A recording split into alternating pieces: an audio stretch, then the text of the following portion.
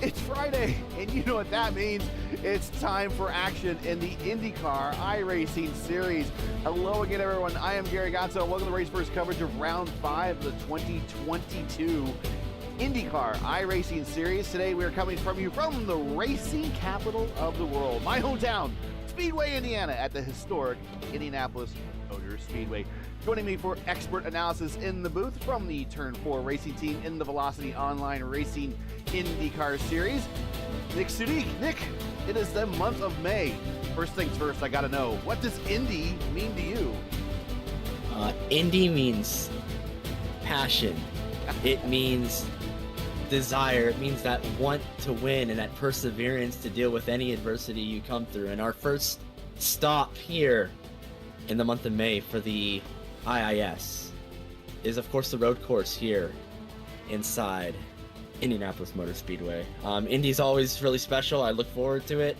For God's sakes, I take off work for the 500 itself, just to watch it. So it means a lot. And personally, you know, a lot of family ties, a lot of though I've never been to the track, a lot of just care and the history behind it. You know, you can't say enough about it. What can I say?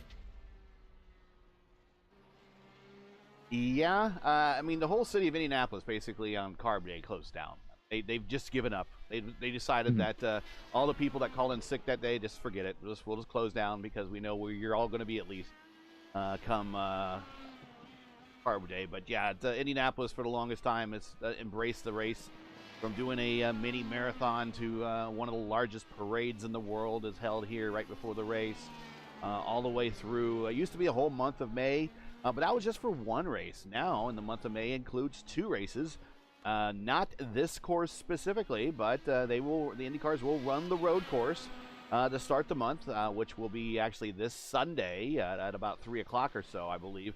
The IndyCar will have their race on the road course to open the month, and then they take a couple of days off. And I think Wednesday next week, they will start practicing for the first day of qualifications, which will be Saturday for the 500. And then the next Sunday, they do they fill the field, do the Fast 9, and then do one more day of practice. And then they go to Carb Day, and then it's time to race. It's kind of a super abbreviated schedule.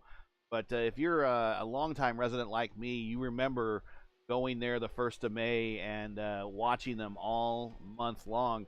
And that whole month of May deal, there were days that maybe only 4 or 5 cars would take to the racetrack. So actually maybe making the schedule a little bit more abbreviated puts a little bit more action on the track for the fans and a little less sitting around and back in the garage area for these drivers.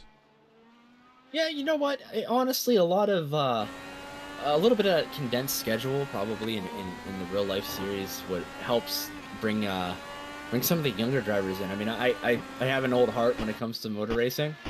Like, I'm not against the Halo or anything like that, but I do enjoy a lot of tradition, especially when it comes to like qualification. I miss some of the old qualification when they had a lot of bumping that lasted days, and actually over the span of I think 2 weeks, if I remember correctly. It would be qualifying would be 2 weeks. You had your first day of qualifications on Saturday, and your second day, and then typically the third and fourth day were what they call bump weekend, and that's when you're right. There would be 50 cars entered for the 500, and they'll be bumping at the end, and AJ Foyt be always pulling out his backup car and sticking George Schneider in it, and some other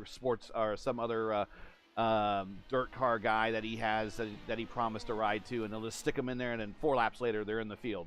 Or somebody very deep in the pockets too. Right, exactly. I forget Hideki Masuda back in the day. I mean, he was kind of the Japanese ace that if you needed a car to be qualified on short notice here at Indianapolis, you stick him in it. He would need little time to bring the car up to speed. I remember him qualifying here at the last minute, but there's a lot of bump day drama highlighted by Fernando Alonso getting bumped and Hinchcliffe getting bumped. Sure. And let's just not forget about even Team Penske. The whole Team Penske got bumped one season, and in the year before that, the defending national champion Bobby Rahal got bumped.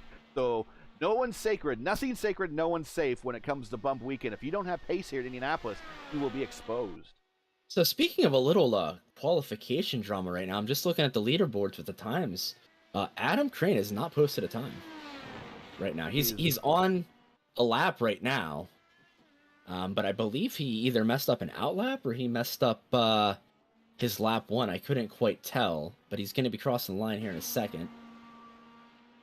There we go. Time looks like.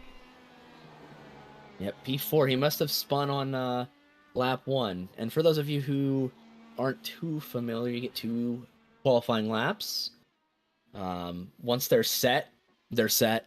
Yeah. Once you start 1 lap, you lose that lap. Yeah. You can go out for the second lap, but you gotta have the higher fuel load. You obviously, this is an open setup, but you can, you have to make sure to turn on your fuel. Yeah. But you lose that tire temp, and you got to kind of aggressively bring the tires up rather than just bring them in slowly. No push to pass either. No push to pass here. A lot of people tend to think that push to pass is available. But no, it is all about pressure you put on the accelerator. The Grand Prix course record here is held by, since the IndyCars don't run here, there really isn't an IndyCar track record here on this particular course. Grand Prix course record is held by Rubens Barrichello, set back in 2004 with a time of 1:10.223. So these guys are about 2 seconds off, which really isn't that bad, all things considered, knowing how fast the Formula One cars were of that day. The career wins leader on the Grand Prix course, none other than Michael Schumacher. He has 5, had 4 in a row from 2003 to 2006. And yes, we will count that weird 2005 race. So we're getting about time here. We're getting ready to wrap up. Provisionally on the pole is Manzato, but everyone stand by in the garage area. It's about time to go racing. Before we look at today's starting lineup, want to help talk to everyone here out there about helping us. Help us on our drive to 1,000 subscribers. If you enjoy race first coverage of race first coverage, IndyCar coverage on iRacing, make sure you support us by smashing the like button below and subscribe so you don't miss out on the next race. We have just a little more than 200 subscribers to go to get to the magical 1K mark, so help us by hitting those buttons. We can't get there without you. And now we're just about ready to get into this whole weekend, whole week, whole month of Indianapolis. About another 18 seconds, and we're about ready to grid up and go racing. This should be an exciting, very exciting race. One thing I'm going to be very curious about is seeing. I feel like this has been a story the last couple races with Crane kind of cutting through the field early on, and we'll have to see. Him and Lyon might be doing battle. I have a feeling that's going to go a long way towards the championship as well too. Championship implications, if you will. Championship implications. All right. Well, now let's get into today's starting lineup, and Nick, it is all here, my man. All right. Starting on pole, we have Manzato with a very good time of 1:12.366. Next to them is Rashad Craig with a 48.3, so very close between them two. Row 2 is Bauman, Lyon, then 5th and 6th, Crane and Philip Kraft, who look to see him going on an alternate tire strategy potentially. Ricciuti and Freckleton, 7th and 8th. Principal Dan Piazza, 9th, and Bruno Miranda in 10. 11th is Anders Sandberg, 12th is Lucas Chaparro, 13th is Hayato Matsuda, 14th is Matthias Krause, and another one of those people I'm really looking forward to jumping on an alternate strategy. Oh yeah. It's almost worked for him a couple times so far, so be looking out for him. 15th is Cesar Cabral, or 15th, excuse me. 16th is Erika Lindstrom. 17th is Kevin Burrell. 18th is Mark Van Dalen. 19th is David Graybill. 20th, Tim Vaughn. 21st, making the first appearance in a while on a Friday, is Chris Wilhite. Good to see Chris here. 22nd is Ignacio Sarmiento. 23rd is Nathan Nicholson. And 24th is Dimitri Nanba.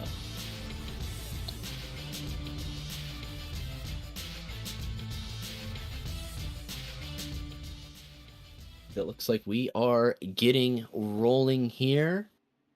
Full pace lap here. Oh, yeah. And this will impact fuel mileage, will it not? Yeah, a little bit. So we're going to be looking towards a two-stopper. There's really not a way to cut a pit stop out with the length of race that we have. However, one thing that is very intriguing and might spice things up a little bit is those drivers on the red tires, on the softer tires, and I know tires have been kind of a storyline this season so far. But you'll be able to get off of them early, and you might be able to extend the life of those harder primary black sidewall tires a little bit more. It's very interesting, especially with this scan and the temperature that it's at.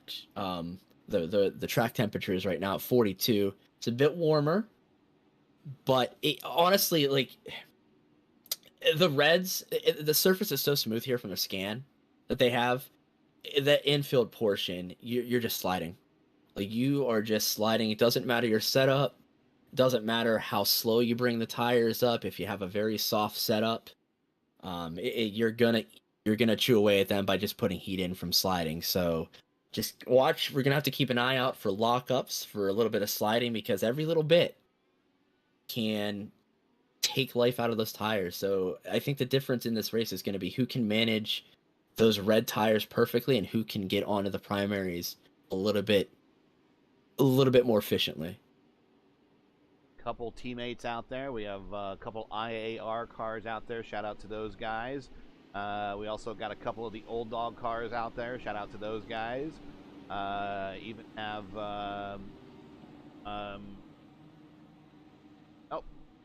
new paint jobs that we haven't seen before out there with some guys that have raced here but are sporting a new paint job. So a little bit of everything out there, but we got team cars out there, so I imagine there'll be some team play going on. If you're curious about who is starting on what compound, your pole sitter Manzaro is starting on the reds. Will Lyon is starting on the reds. Dylan Freckleton in P8 also on the reds. Way down, Erica Lindstrom with also on IAR starting on the reds, right there in that green car. But coming down and getting ready to take green, everyone else for the most part is on the prime tire. And here we go, opening lap at Indianapolis, and they are bunching up mid-pack. Yes. Lyons got a really good start, though, coming through, and then Manzano had a great start. 3 wide. Oh, Lyon, great move. The last of the late breakers. Little banging there between one of the old dog cars and Adam Crane. Looks like everyone's okay. They made it through the corner, and looks like we are now into turn 3.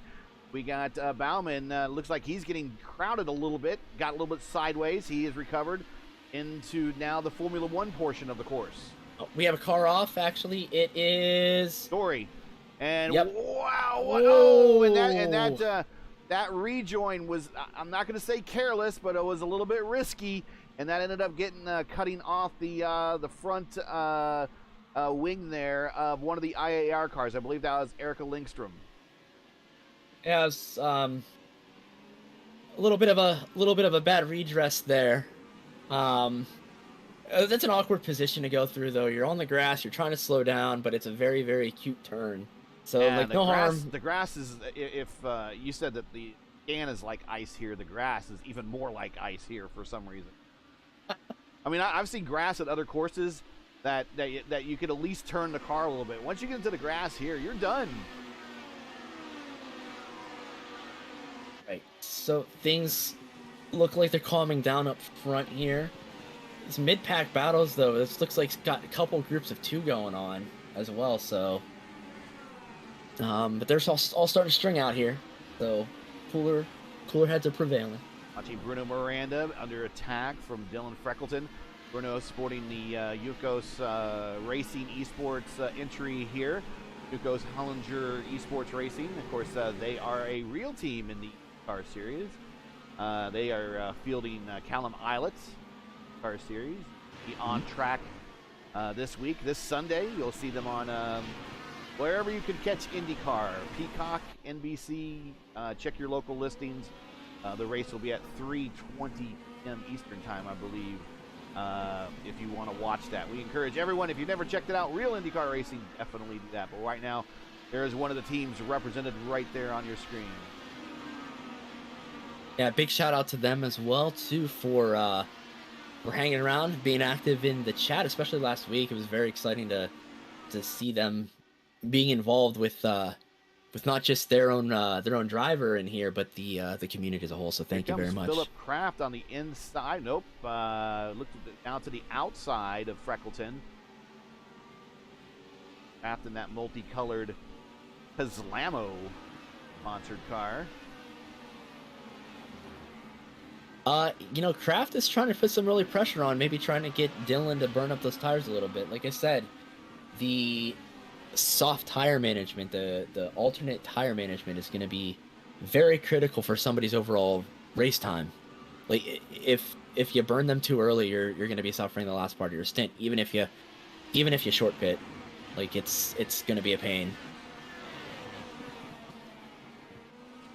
Is a battle right here we're currently watching. 8th, 9th, and 10th. Kraft, Caparo, and Principal Dan there in the Old Dogs entry.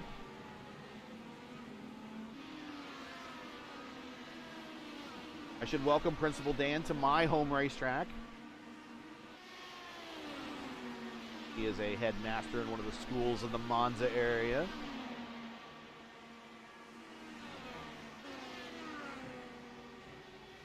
Top 10's kind of broken away. There's a little bit of a gap between P10 and P11. Mark Van Dalen kind of by himself for the moment. Yeah, another gap that's forming is Manzato and Lion have broken out to about a 3.5 second gap from Bauman, Craig, Crane, and the little gaggle behind them. Now, Manzato and Lion, they are on the softer tires, so their pace will begin to fall off. Probably in a couple laps, everything will equal out. Look but at the right gap. now, Yeah, but look at the gap they put on P3. Mm-hmm. There are your gaps intervals right there. Just 4 seconds back to Bauman. Yeah, they're gaining. We'll see when they come across the line here, but they're gaining about a half a second a lap. Yep, last time both these guys, 1:13.8, 1:13.7. Bauman with a 1:14.5. We'll check this time by 1:14.2, 1:14 flat, 1:14.6. So the top two still a little bit faster. 5 laps in, though. These tires are going to start really giving up here in the next 2 to 3 laps for sure, will they not? Yeah, it'll start to balance out a little bit. Everybody will start running mid 14s. The drop off for the primaries is really non-existent until the very end of the fuel run, generally speaking. Obviously, setup dependent a little bit, but for the most part, you're gonna be looking at, say you push the Reds to a full fuel run rather than short pitting, you're gonna be hurting about halfway through the stint. So lap 12-ish, lap 13, you're really gonna start to give up some pace. But it looks, they are starting to battle. I was just gonna say if they continue to stay lined up, they might be okay. But Lion wants it. Yeah, well, Lion is not gonna wait around. Of course, we remember 2 weeks ago, the almost full send. Well, it looked like a full send to us, but almost full send he put on Adam Crane there at Barber. He's going to stay behind Manzato just a little bit here, probably to get some mileage. Pulls out, get some clean air, get some air on those front wings. Back underneath the rear attenuator, going into turns 1, 2, and 3 here in the infield portion of the Indy road course. Yeah, Manzato had a little bit of an aggressive defense there. Nothing bad or anything like that. Nothing negligent. But this is one of those times where if you're on a very, very abrasive surface, you're on a very unoptimal tire, if you have a person that's faster than you want to work with them. So that also may be why Lion didn't push the issue too much. He could have tried to get alongside. Still very early, though. I mean, it's only 6 of 65. Gary, it's Indy, though. Come on. And it's also looking a little overcast with the cloud covers at the moment. Showing Matsuda 1 lap down, Vaughn in the pits. Lindstrom just came out of the pits. I'm not sure if we had some more off-track incidents further on back in the pack. But right now, most everyone from 20th on up pretty much is on normal pace. Dory is, I still think, let's take a look here at Dory's car. No, he stopped and he has got that wing replaced. So he has made his stop. But that's still going to result in an extra stop for him because it was way too early. There he is by himself, though. At least he has somewhat clean air in front of him. So the leveling out has actually come a little bit earlier than I would have anticipated here. I was still waiting for like another lap or two, but now they've ran pretty much identical times. Also, just monitoring the radio here, a little bit of chatter from Lion. I think he's going to be working with Manzato and just kind of staying behind, just working with him a bit, not pressuring. But you know, if they start to lose time, I wouldn't be surprised if Lion tries to go for the overtake going into turn 1 the next couple of laps here if he feels his tires are still pretty good. Push to pass situation, even though we're 7 laps in. 6 remaining for Manzato, 9 remaining for Will Lion, which is weird because Lion did not use any of his until the very end at Barber. He has used 1 already. Bauman right behind them in P3. William looking on the outside there, decides to tuck back in. Chris Bauman, he has 8 left, 9 for Craig, 9 for Crane, 7 for Miranda. Freckleton, oh, there is the inside, and there he goes, and that is a pass for the lead for Will Lion on the infield portion right here where the Formula One course picks back up.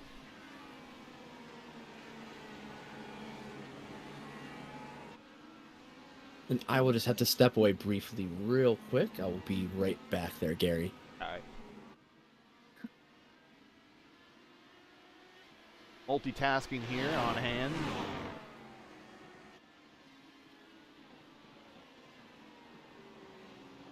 Well, Lion decided he'd make the move, go ahead and take the pass, and the lead here is a leader, has not led a lap yet.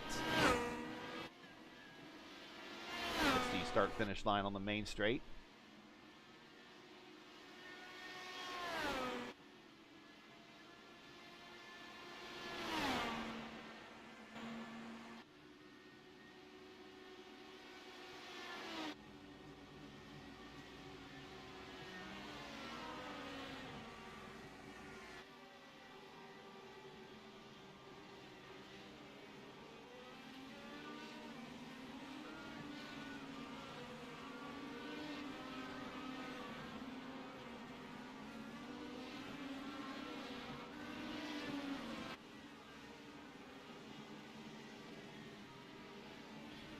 High above Indianapolis Road.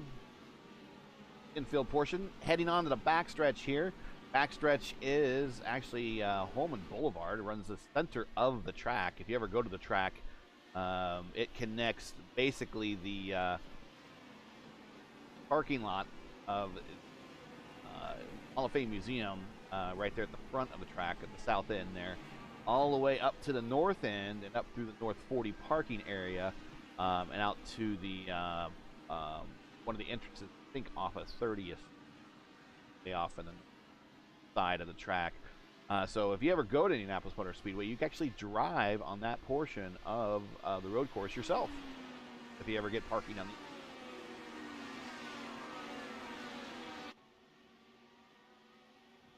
Of course, there are times, a couple times a year, that people do get a chance to go out on the oval.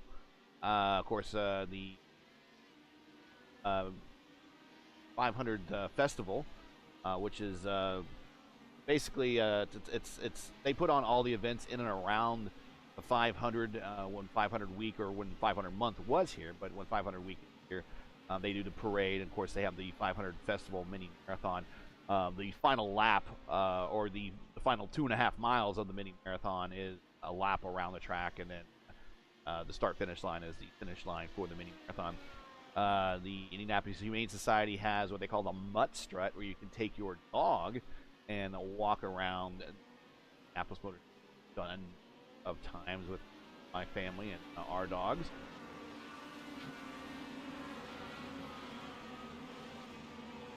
And then probably the most fun I've had is the local area Chevrolet dealer.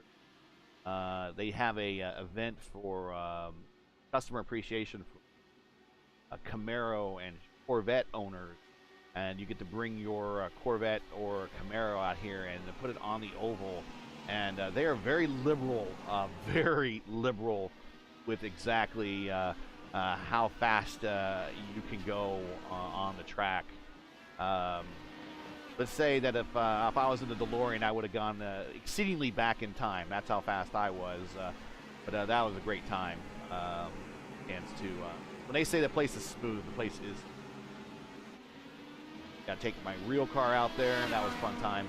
Many other events now go around the track, see all year long. They have holiday light plays out here. We're actually on the road course. We can drive the road course there as well. We're watching the battle for the lead. Not much going on here between Will Lyon and Cesar Manzato, but Manzato now is coming under attack from Chris Bauman. And we have Matthias Kraus. Something happened to him. Not sure, but he is now in the back of the field. Is a lap down.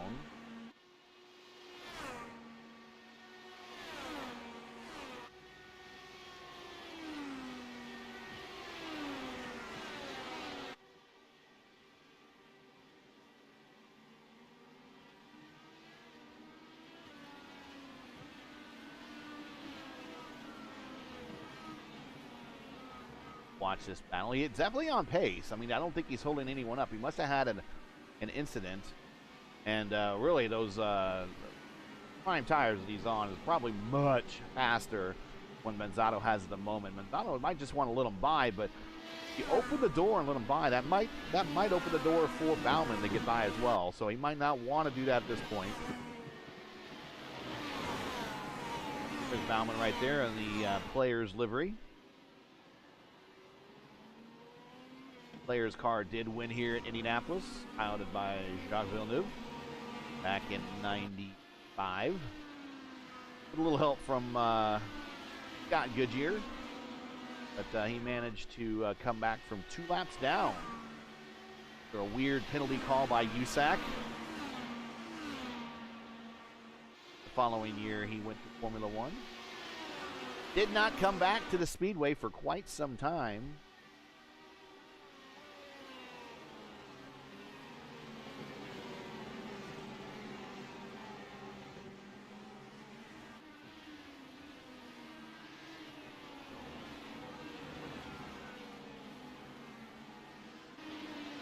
It is a shame, though, when you look at that car that you know that Greg Moore never got a chance here at the Speedway. Fortunately, everything that happened with Greg Moore happened during the split. A number of kart drivers came up in that period, never got a chance to run here, and that's too bad. Zanardi's another one of those got a chance to run. Gotta wonder what he would have been able to do. Of course, knowing how good that Chip Ganassi puts cars and prepares cars for the race here, whether it be on the oval or on the road. Battle between Rashid Craig and Adam Crane here.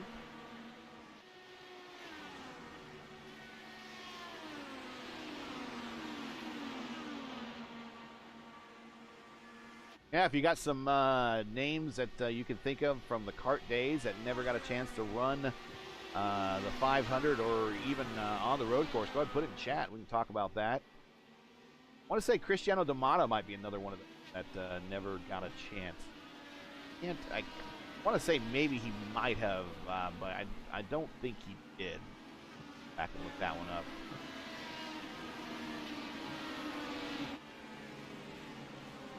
I think Mark Blundell might be one that got a chance. Could be wrong. I believe when the Pac West came here with their 2 cars, it was Hugerman and Danny Sullivan, I think was in.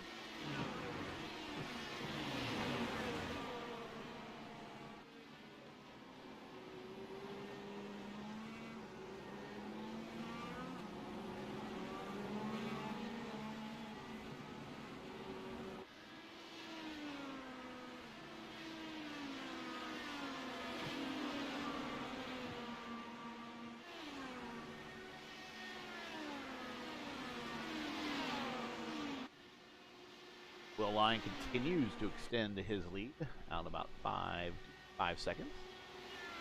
Over Bauman. Bauman, who's put the move over Manzato. Oh, whoa, we got a big, yeah, getting a little bit of Craig was thinking about maybe sending, Crane was thinking about maybe sending that there. Opted against it, but they are definitely being held down by Cesar Manzaro, who has the older red sidewalled alternate tires. Still probably some time before these guys pit. We're probably about 10 laps away from that, so.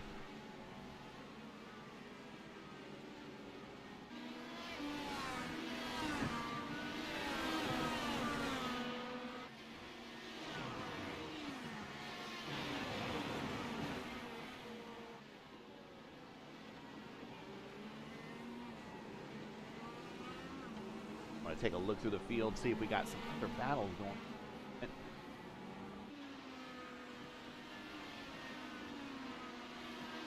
Back here for a battle for Hero and Principal Dan getting a little more stiff as Dan is slowly running down Lucas here. A lot of weaving on the straights. If you're new to IndyCar, no DRS, no curves, and anything like that. You have push to pass. In the sim gives you 20 seconds of additional horsepower. In real life, it is a on or off type of thing with a button on the steering wheel. While you push it, you have 200 seconds, give you additional horsepower. Of course, that does impact fuel mileage, so you don't want to use it too much, especially if you are tight on a fuel mileage strategy. You can use it to attack and defend. You don't have to be within a second or so of the car that you're trying to attack like they do for DRS.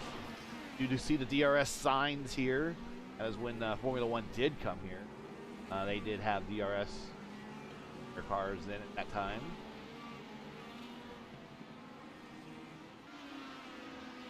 DRS throwing out synonyms out there, not synonyms, antonyms. Yeah, you got the letters you don't know what to mean. DRS drag reduction system. Basically, think of a blind as on your window at your home, kind of open and close, and that's what DRS does for Formula One cars. Kind of close on the wing, allows more airflow, less drag, etc. For you kart folks, think of the Hansford device, but it moves.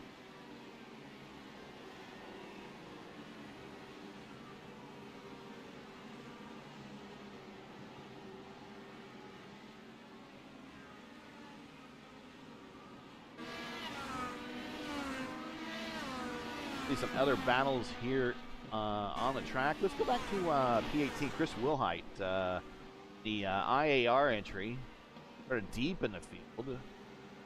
Currently right behind Ignacio Sarmentino, that Rebellion entry, trying to work his way around. Right in front of them is David Graybill. He is the one of the heads, or at least the managers of the Scours Racing team. There he is right there.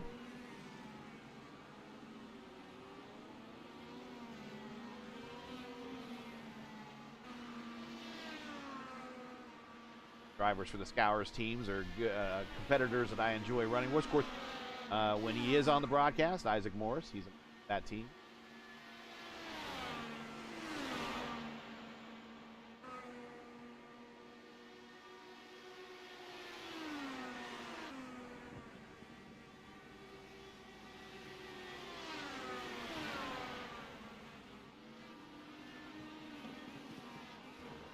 Arne Meyer.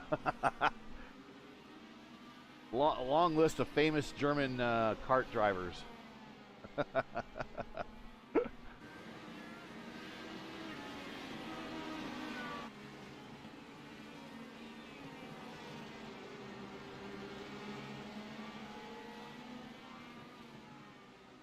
Oh, a little side-by-side action here between Van Dalen and Freckleton. And Van Dalen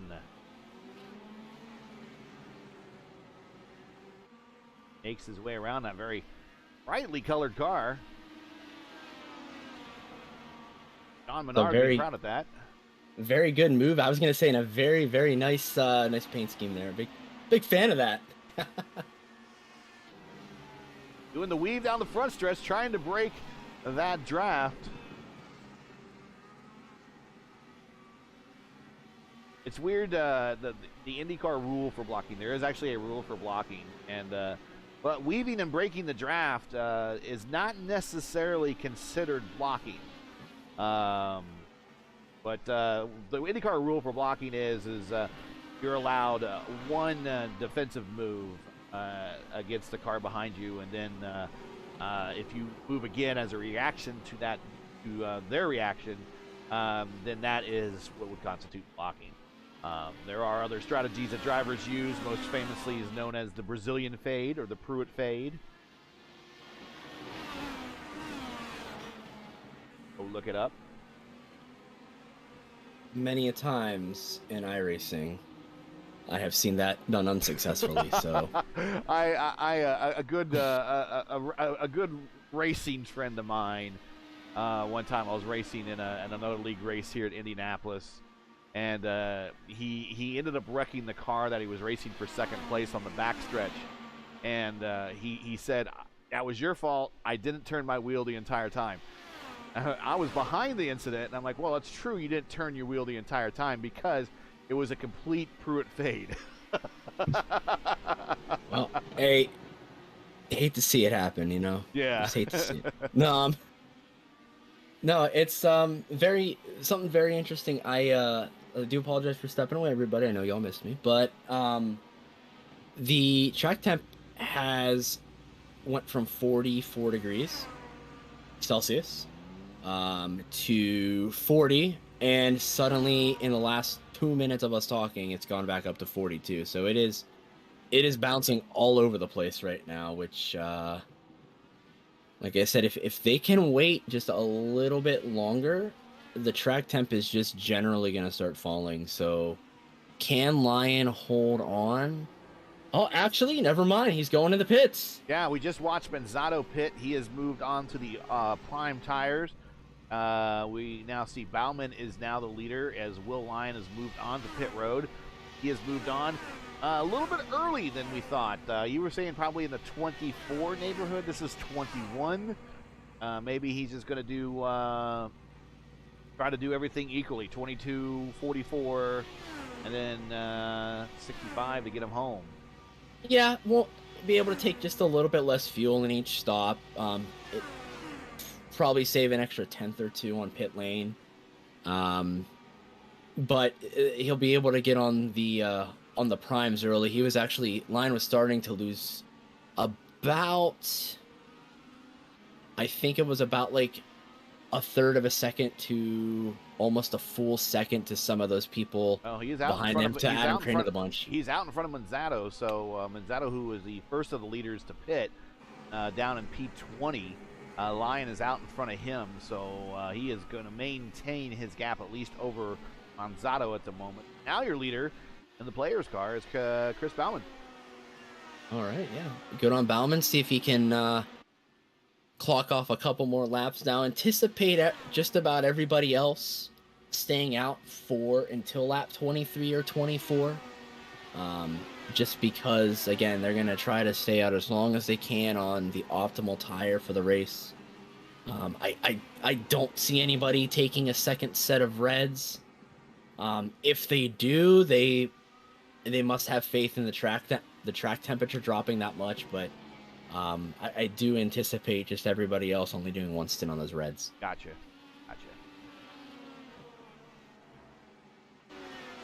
Dylan Freckleton on pit road. His first stop of the day. He is currently on the tire. Move 2 here. On the pneumatic jacks. Before Newies go on, he's going with the primes. He's down and away. Back to the front. Bauman still here, and like he's gonna pit this time. Seeing how shallow he's staying there in the corner. Yep, there he is, right there on pit exit. pit access road there. Getting those cones, getting on the limiter. Giving up the lead here at lap 22. Rashad Craig also coming into pit road. I did see one of the Bulldogs. Yep, that's Principal Dan making the turn on the pit road. He's looking to make his pit stop. He's moved up to 7th. Now your leader as pit strategies overlap. Speed Craig and Adam Crane is still just kind of hanging there. Main thing is he's keeping everything in front of him and within sight. Yeah, Crane. I was wondering if Crane was actually going to come in there, just because they're running good lap times, but I almost feel like just from the body language of the car, Crane is feeling a little bit held up from Craig. But they're making good time on the field regardless, so Crane just might honestly be trying to, maybe he can get an extra lap in. Because again, extra lap, he's going to be that one lap less to have to run, and they both actually pull in now. They're going to pit together here.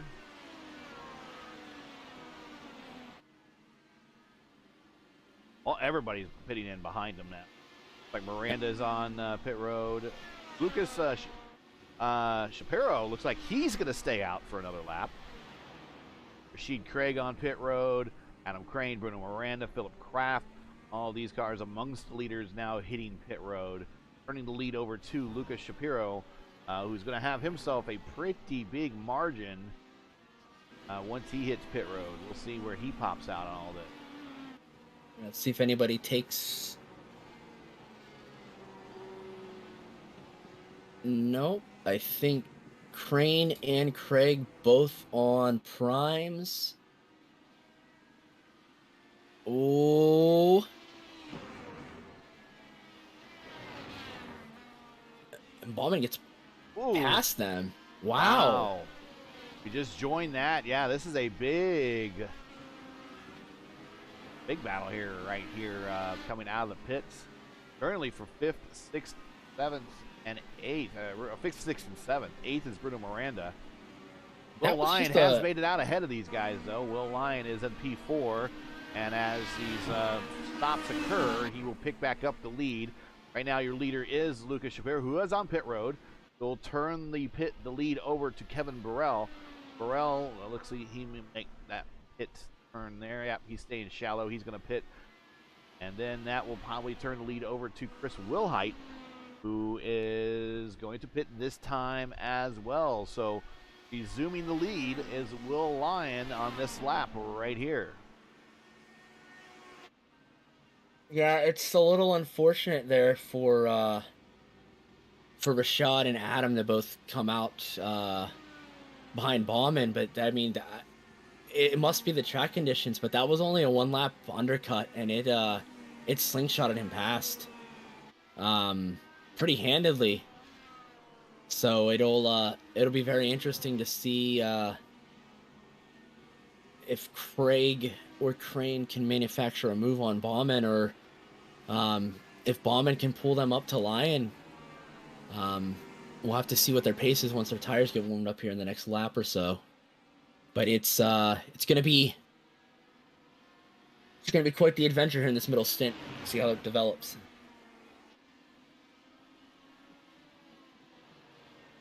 If you are just joining us, this is race first coverage of the IndyCar iRacing Series, coming to the greatest race course, the Indianapolis Motor Speedway, where we have completed 25 of a scheduled 65 laps. Thanks for joining us. Make sure to smash the like button, subscribe to the channel.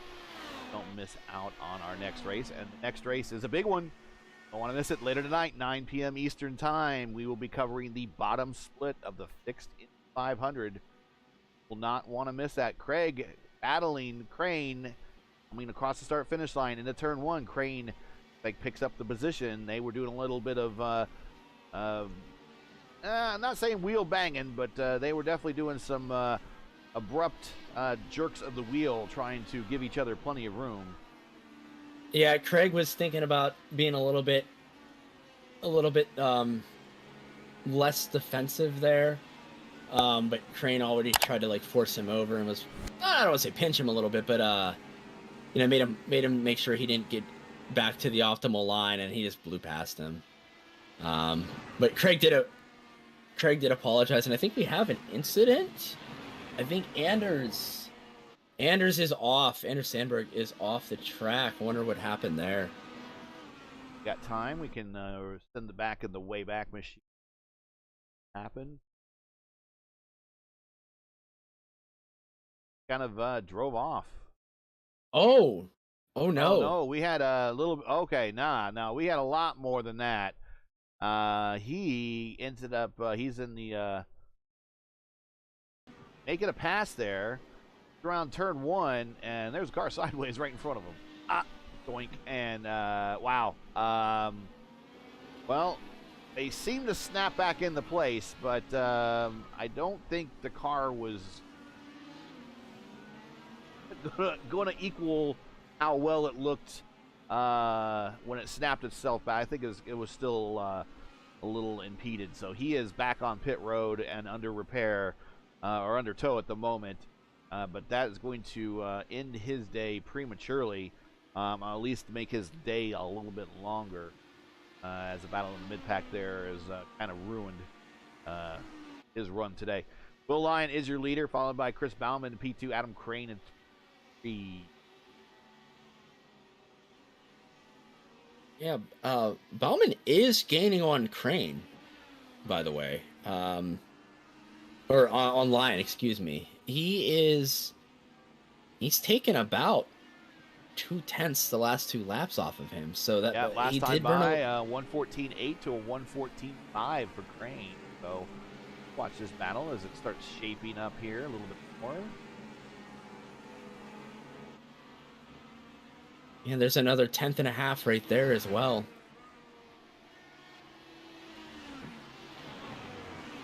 Lyon has even a slight lockup going there into 1 or going into the hairpin onto the back straight there. It's gonna make this battle way spicier.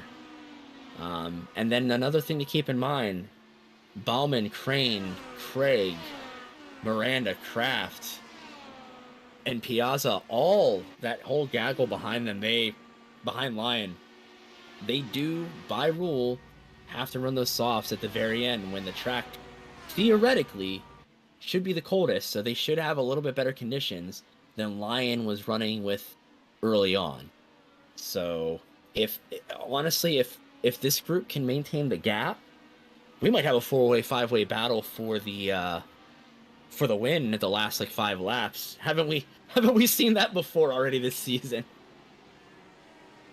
Putting together good races for people to watch here. A lot of good strategies still developing out there.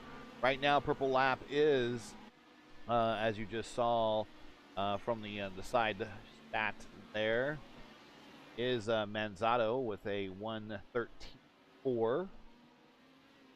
So you're right, yeah, that last stint, light tanks, cooler track, a lot more rubber laid down, and soft tires. I mean, it's just a perfect recipe. Put in that Red Bull lap at the end, as they call it. Yeah, but the way the compound's working, especially here at this track, at these temperatures, if it's funny that you said the Red Bull lap, because it's almost like you're not running Firestones. It's like you're running Pirellis, where if you put a little too much heat in those soft tires early on in the stint, they're gonna be done. They're gonna be done. They're not gonna be useful for you any more than halfway through the stint. Yeah. Especially just with the way it hooks up on this infield surface, especially.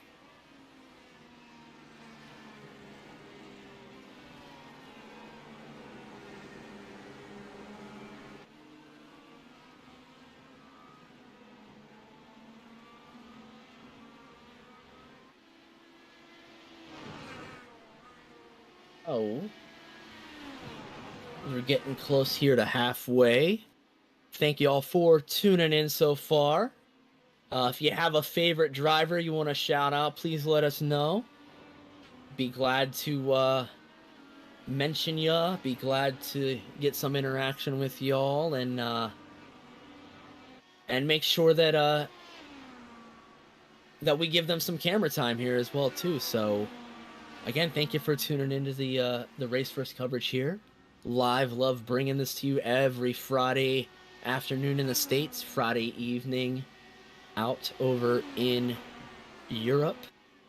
And yeah, we have quite the battle shaping up here, potentially for that last stint coming up.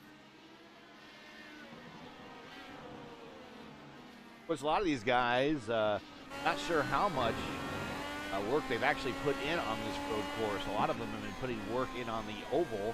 This was fixed. This is at least fixed Indy 500 week, and that's going to start tonight, 9 p.m. The first session for that race.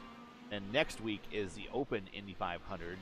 I believe that has a similar schedule. We start Friday, 9 p.m. Well, Eastern time. A lot of these guys have been working. We know the VRS guys have been working on an Indy setup. That's for sure. We're watching those guys right here with Adam Crane. But a lot of these guys that are on these teams that you see out here, IAR and Old Dogs and Scowers and all these teams, you know they've been working on that fixed combination. You know what I'm talking about? You're all using the same setup. It's just that perfect roll bar, weight jacker combination that makes your car better than the next guy. Here comes Crane. Going to try to outbrake Bauman going in the one. Not going to be able to do it. Yeah, Bauman's, the last couple laps, Bauman's car has been sliding a little bit more. He's definitely dancing, been putting more. We Mm-hmm. run an in-car with Adam Crane. Maybe we'll do another one here with Adam Crane. See if we can't watch, especially right here in this Formula One portion of the race course, how dancy that back end of Bauman is. It's a little bit light.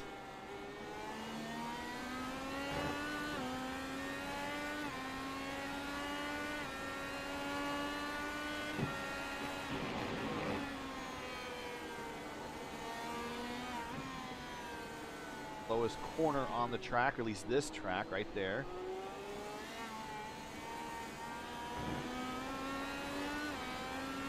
From this point on, this is the single longest road course stretch that you're on the accelerator, maybe this side of Mans. He's got to run. He's got push to pass on too. That's where you see the green on the pie screen on his steering wheel. We go to the outside. And we just joined this one in progress. There it is. He pulls over, gets the position. Adam Crane up to P2.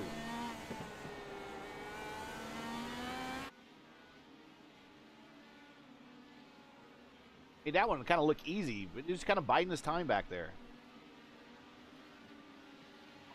Yeah, definitely. It was pretty smooth. Made it look really easy there. You see from this shot, there's the portion of the infield golf course. There are 3 holes to the golf course that coincide in the middle of Indianapolis Motor Speedway. It is a public course, a course that you can go play on if you pay the greens fees and whatnot, but you can go play on it when you visit here in Indianapolis. It is the home course of the Speedway High School golf team there. So the kids there at the Speedway High School use that as their course. Pretty cool.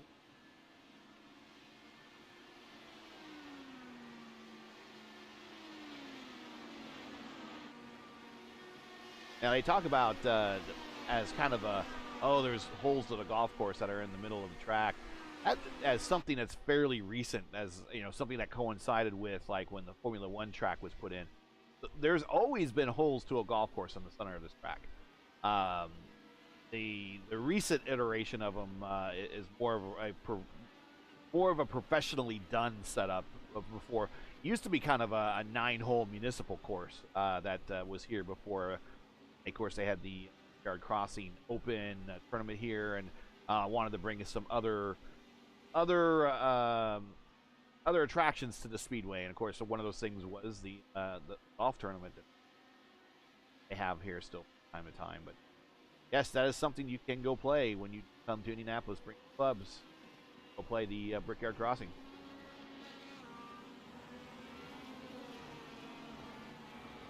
Say, if you bring your waders in those ponds, you find the right spot, you could still find where they've discarded a number of bricks from the old surface. Bottom of those ponds. There's a souvenir. Which real-life drivers have won both the Indy GP and the Indy 500?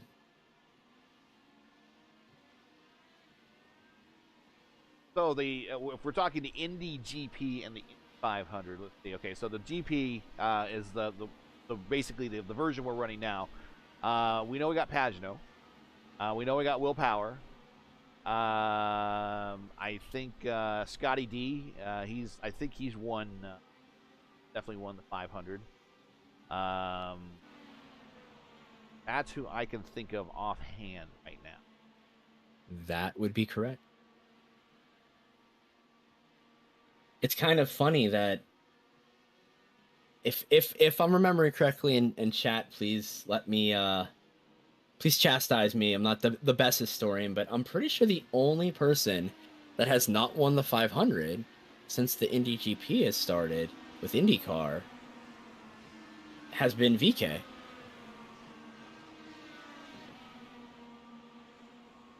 They sure gave an effort last year. That's for sure. It might be. Look, I don't think Newgarden has won, but it's just a matter of time before he wins the 500. It's a matter of time. Before. And I'm not saying that based upon his will. We know he has ability, but it's just he's in a Penske car, and that anybody, if you're in a Penske car long enough, you're going to win the 500.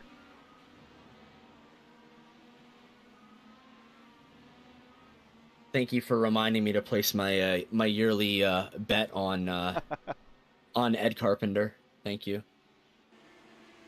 So I just about of the Penske drivers, I'm trying to think who has not won here. Kevin Kogan, obviously, got close in '86. If it wasn't for a late caution caused by Aaron Leindyke, of all people, he probably would have won that race. Of course, caution led to the field being packed up and then coming to green. Ray Hall got the drop on him and passed him going into one, pulled away, and gave Ray Hall his 500 win. Rick Mears finished third. One of those almost close calls by Rick Mears, who could have as many as 6 wins here if things worked out for him. Paul Tracy, PT, did not win. Well, it's arguably if he did win. He did later win here, but he did not win here driving for Penske. But he did beat Penske. That's I think let's wait for oh no.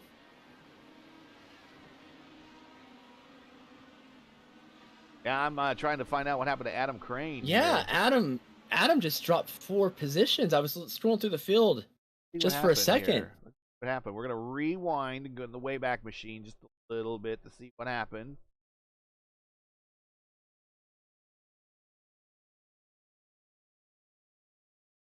Not sure really what did. Oh. He just clipped the grass going on to the out of the final infield turn. Okay, so we gotta go back a little bit further there. Okay. Mm-hmm. Right at the end of lap 36. Oh my goodness.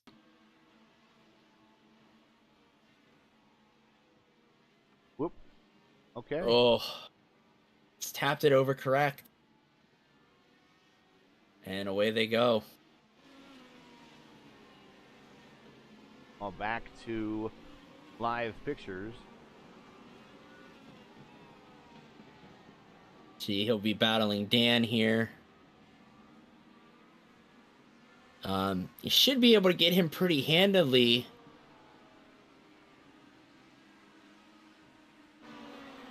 But he only has 5 push-to-pass left, so he might just try to take it on merit, on pace. Yeah, maybe he was showing a little bit of frustration back there, and one thing led to another.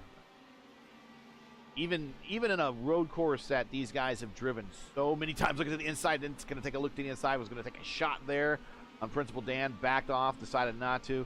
think he might be driving a little red in his eyes right now. I mean, he's had control of the race. Like all of us that have driven a road course and have been battling for a podium have been there. Viewers, yourself, I'm sure, have been there in even an oval race. You have one little incident, you have one little wall tap, you have one little spin, and you drop a couple positions. Yeah, you have the pace, but you've just everything you've been crafting up for your strategy has just started to fizzle out. So, but Adam's got a cool head, very experienced, one of the best drivers in this car, especially on road on the surface. Yeah, when it comes to open setup races, this guy is an ace, to say the least. Right now, watching Will Lyon crosses the start-finish line. He has now a 5.6 second lead of Bauman. Bauman now just entering turn 1 right there. Rashid Craig right behind him, entering turn 1, now turn 2. This portion of the infield used to be one of the old snake pits.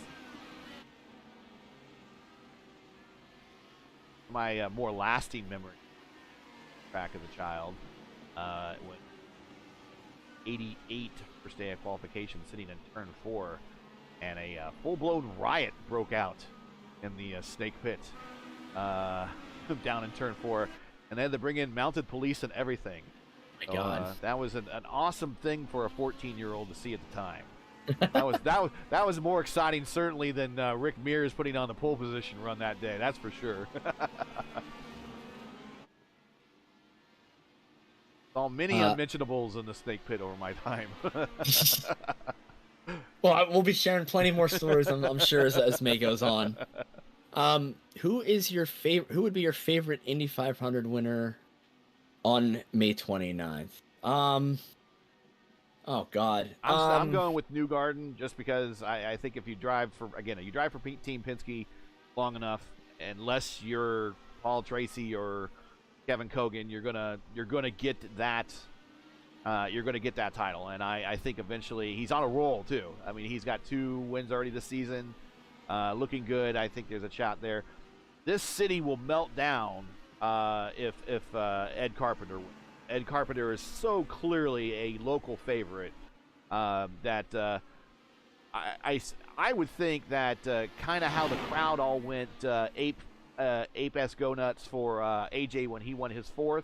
I think the crowd would almost borderline do that for Ed. Real quick, Crane has gotten past Dan, so he'll be tracking down Miranda for a top 5 next.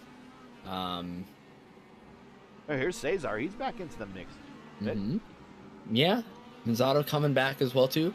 Actually, Manzato does have the fastest lap of the race right now with a 1:13.4. Yeah, he set that a little bit earlier in the race. Everyone kind of now is in the dog days of the race right now. The middle laps, trying to churn these laps off to get to that last pit stop so they can execute that strategy. Crane, I think Crane's definitely on for a podium here. If he can keep the pace he's going at, he's going to have those softer tires, and we've seen some of the crazy things he's done with soft tires. Right. At Barber, he made those last, so anything is possible. Yeah, and Will Lyon is still wondering how the hell he did that. Yeah. Lyon out to a 6.2 second gap, so definitely pacing himself, slowly chipping away, getting a 10th or 2 at a time. No, he knows that final stint is going to be imperative because he's going to be on the back foot, at least for the first half of that last stint there. Getting back to it real quick, I mean, seeing Ed win, God, like I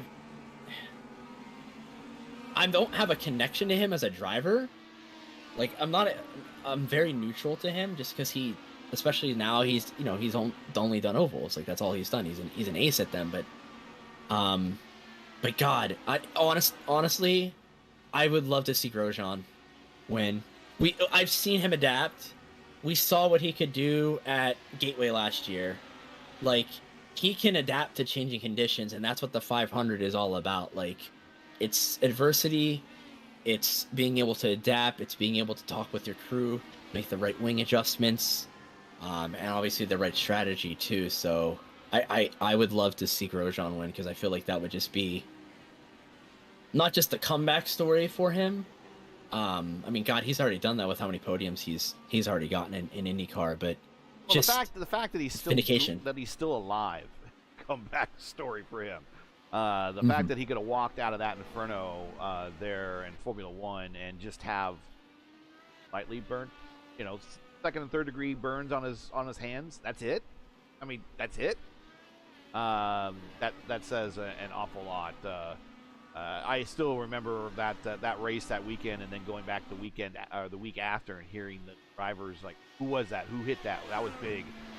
How a lot of those drivers didn't think that someone was going to walk away from that, and he literally got up and walked away. So he's definitely a comeback story, that is for sure. A little tune in here to Lion on pit road. Here he is. All right, money stop time. Crane's got that group ahead of him in his sights too, so if he can get by them quickly before he has to pit, you might even be thinking undercut. That might be the only chance he has to get into second. But Lion's kind of protecting himself here, taking a early enough as possible pit stop for him just to get to the end, and he comes out with clean air. Dominant leader. I would say that one driver that is due for a win. Hard to believe all the wins that he has. He only has one 500. And that's Scotty D. Scotty D, he's probably, if he can stay healthy and he can stay competitive, he's probably going to challenge for Foyt's 67 win record. He might get close. Yeah. And to have only one of those be a 500-mile win, and I believe that's exactly, I think he has exactly only one 500-mile win. I don't think he ever won at Pocono. I don't think he ever won at California when they had the 500 there, when they had a Triple Crown. And I don't think, when he short bit in kart, I don't think he won any 500-milers there. The only 500-mile that I know of is when he won in 2008. I think I did the stats for the percentage of 500-mile wins that a lot of drivers had, and I think he had one, and one accounted for 3% of all his wins. Whereas I think Will Power, in terms of 500-mile wins, is something like 12% of all his 500-mile races. So it's hard to believe that Scotty D only has one 500-mile win. Well, that's it. Yeah, Scott winning, that would be really good, for sure. Like, he's, honest to God, one of the most talented drivers. As Bauman's going into the pits here, he's one of the most talented drivers of this past generation. Like, you put him in an equal car with any of the drivers in Formula One, I guarantee you, or any of the top tier sports car drivers, he would be top 5. An equal footing. So it's just a testament to him and his perseverance and his longevity in his career too. Let's see if Bauman gets in clean here. Good stop. He should be going onto those Principal alternates. Dan coming behind him there.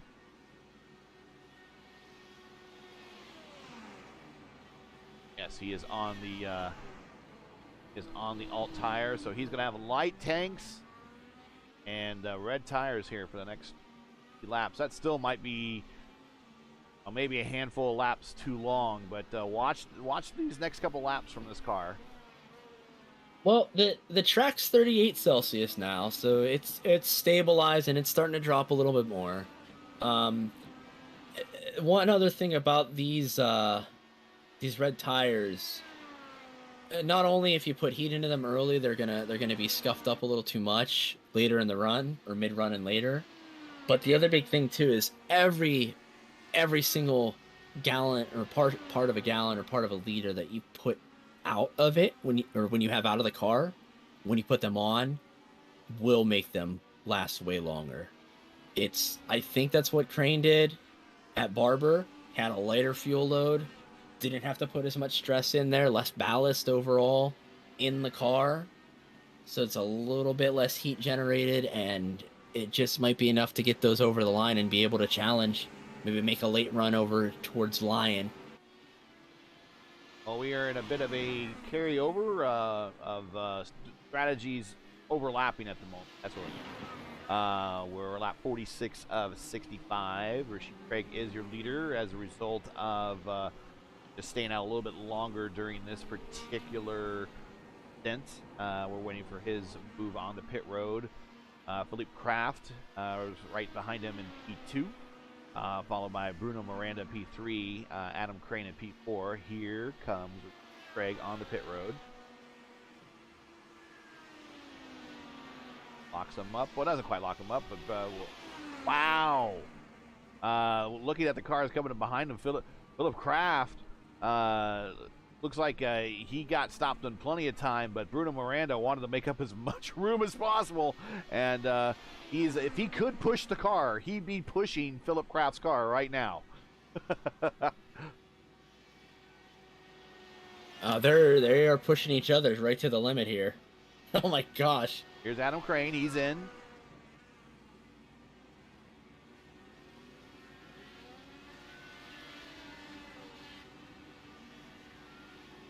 Crane down. Not away yet. Get beat out by both Kraft and Miranda. Al Miranda did not get a speeding penalty there. Wow. That was right on the limit. Yeah, but Miranda made up the spot, though. He got around Kraft. That's what he wanted to do, and he managed to make it up. Now Kraft attacking. At the inside, they got contact into the kitty litter, and that is going to result in a off there for Miranda, who is going to not be. Well, he's done. He's beached. That's going to be a tow. He's going to be a tow. He is not going to be happy there, and I do not blame him at all. Philip Kraft has a bad wing now at the moment, so can he hold on to Adam Crane? Adam Crane, who just did nothing but save, drove safely now, looks to make up 2 spots. You know what? I'm going to chalk that up to a racing incident, though, between them. He opened the door. He kept it open. He could have shut it early. I don't think he pushed up necessarily. I don't know if he knew he was there. I don't know if Miranda knew that he was getting challenged or that the nose was there. But either way, I'm gutted for Bruno. I feel he was bad having for such a him. great run.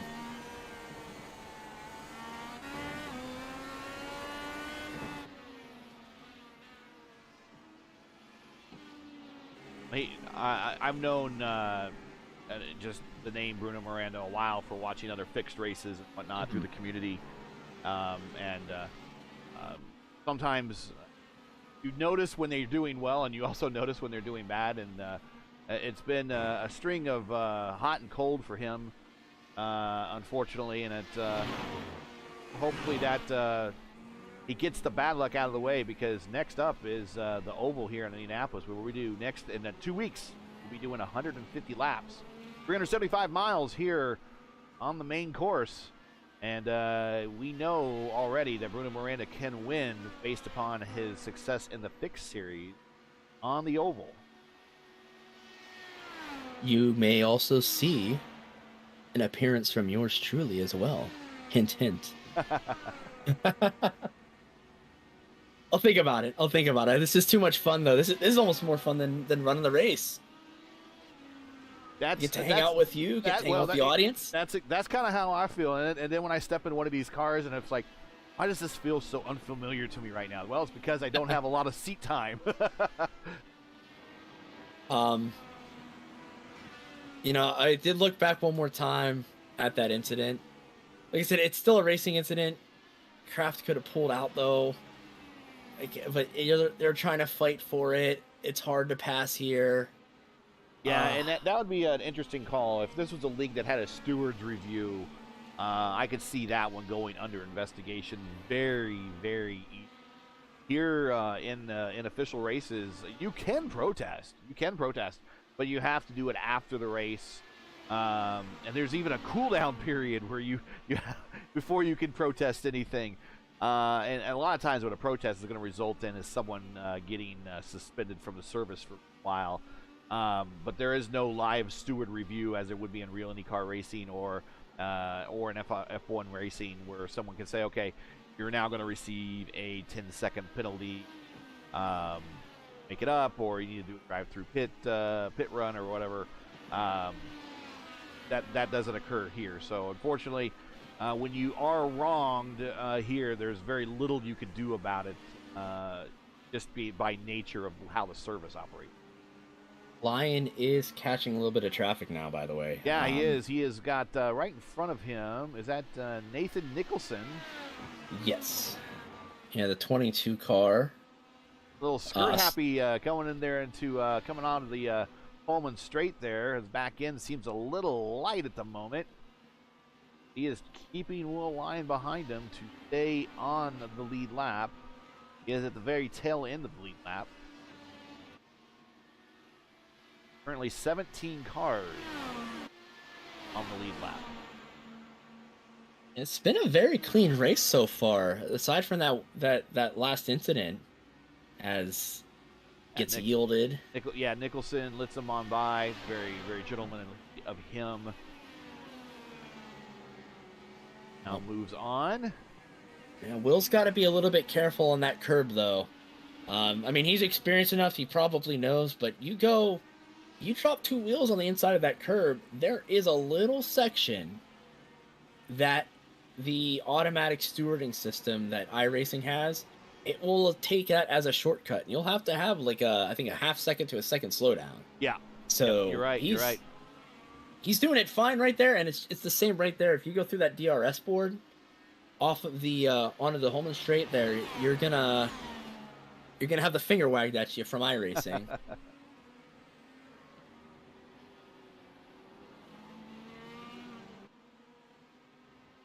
Right now, I think that's what Ballman is kind of hoping for, is his tires are starting to go away a little bit. Just those soft tires, he probably put a lot of heat into them early. So, again, he's in striking distance. But Lyon with the 9 push to pass, the track temp just actually shot up. Uh-oh. Again, it was 38 degrees during those pit stops. 41C now. So it has, as Craig actually gets by Ballman there.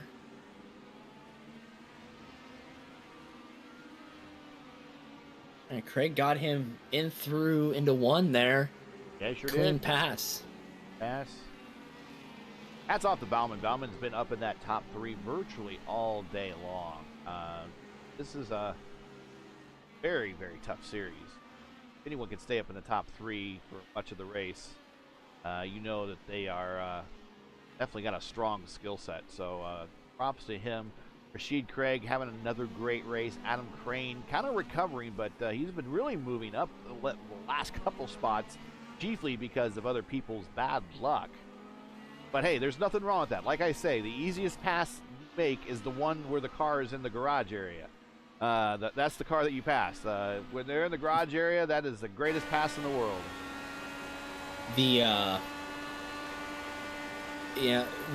One of the big themes we've been talking about with Ballman is he's been very aggressive with the tires. He just drifted like it was a toge course onto the front straight. So remember, he has to make those tires last a lot longer than a lot of these other guys who stopped after him. Yeah, he's got 2. There's going to be 2 laps older, so Crane might be trying to hunt him down. Well, that time by, Crane was considerably faster. Bauman 1:16.1, Crane a 1:15 flat. Yeah, the rear's not happy with that car.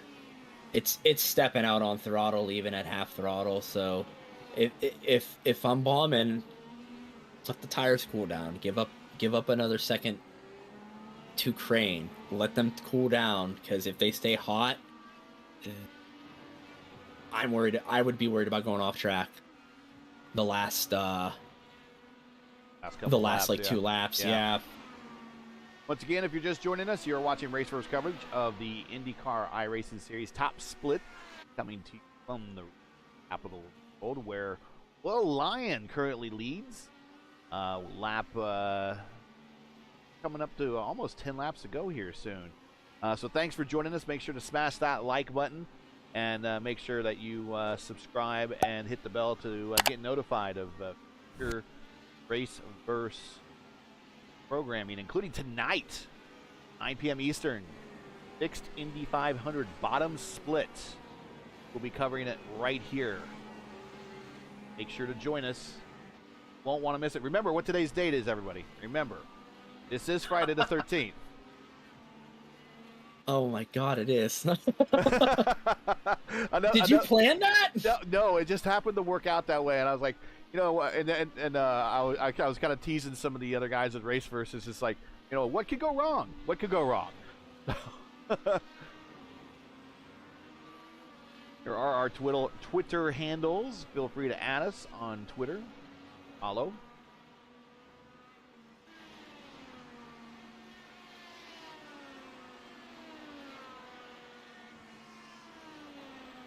All right, let's start the battle here between Bauman and Crane. Bauman this time 116 flat. Crane 115.1. Crane's been hitting 115.1s like the last 3 laps in a row. So he is still eating into this deficit between himself and Bauman. This is probably the most exciting battle on the racetrack at the moment.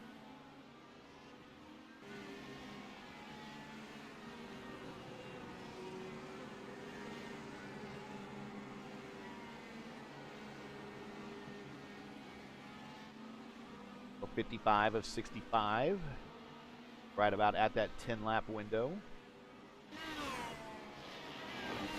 Crane 2.2 to Bauman. Bauman 1.6 to Craig.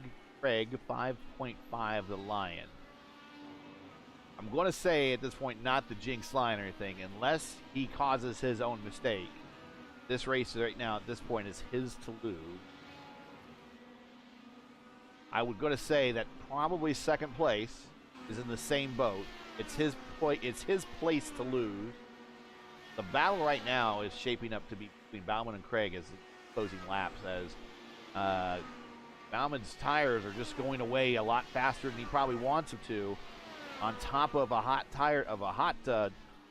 tarmac temperature. But we're up to what is the tarmac temp now? We just had a cloud go through, so it's back down to 38.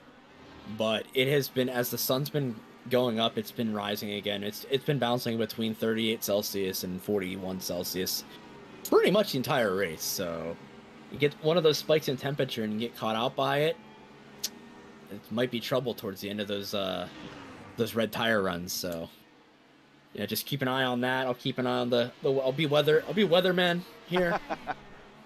And for those of us in the state of Indiana who do not measure temperature in the Celsius units, we use the Freedom units. That is 100.4 degrees roughly, which is really, really hot for a road course. Really, really.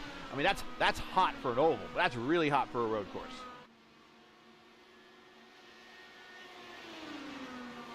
All right, Crane's coming around again. Take a look, see what kind of time he's making up here.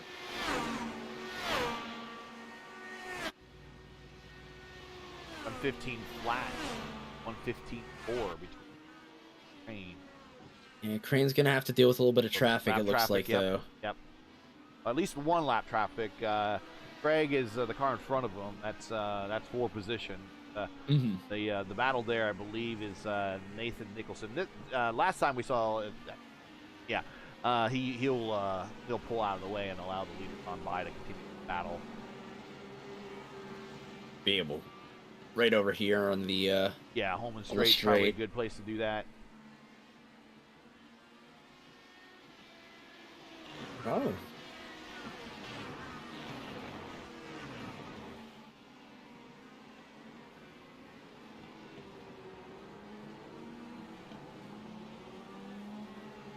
Also, just looking at the leaderboard at time and scoring here, down in P8, Kevin Burrell actually setting the purple lap of the race with a 13.2. Just now, wow, okay. So very nice job. He's trying to chase down Manzato. He is on his 8th lap of the stint with these red tires, and he's just making them really, really work well for him right now at the moment. By himself in P8, so he has no traffic, no dirty air to inhibit him, and he's just concentrating on laying down some fast ones. Yeah, he might be able to catch Manzato. That might be a battle to develop here towards the end, but we'll have to see. But either way, that's a cracking lap there, especially with the conditions so far. That time by last time, a 6. Well, not so fast, but finding his pace. Let's go through the field a little bit. We got 17 cars still running. Matthias Kraus, who is on the back end here of Adam Crane, just had an incident earlier. Not sure exactly what it was. Has been off pace all day today. Just one of those weekends that he'll want to forget. Nathan Nicholson also talked about him as he's been leading the leaders by graciously. He is back in 16th. Ignacio Ignacio Sarmiento. He is currently P15 in the Rebellion car. Chris Wilhite, well, we knew he was going to have a long day seeing how deep he was in the field. I don't think the day is shaped up quite the way he wanted it, but if you're just looking at getting some reps in an open series and before moving on to doing probably one of the Indy 500s tonight, probably not a bad warm-up for him. He's in P14. David Graybill with the Scours squad. He has been chugging along all day in the P13 position. Dory with the old dogs. Well, you saw his incident early in the race. He's still recovering from it. He is now up to P12. This is a battle for position right here between 11 and 12. Dylan Freckleton and Dory as they work their way into turn 1. And Dory going to want to get this position because this will get him one step closer to a top 10. And a top 10 really is not going to be very, very bad considering that this guy had to stop about the second or third lap to get a new front wing applied.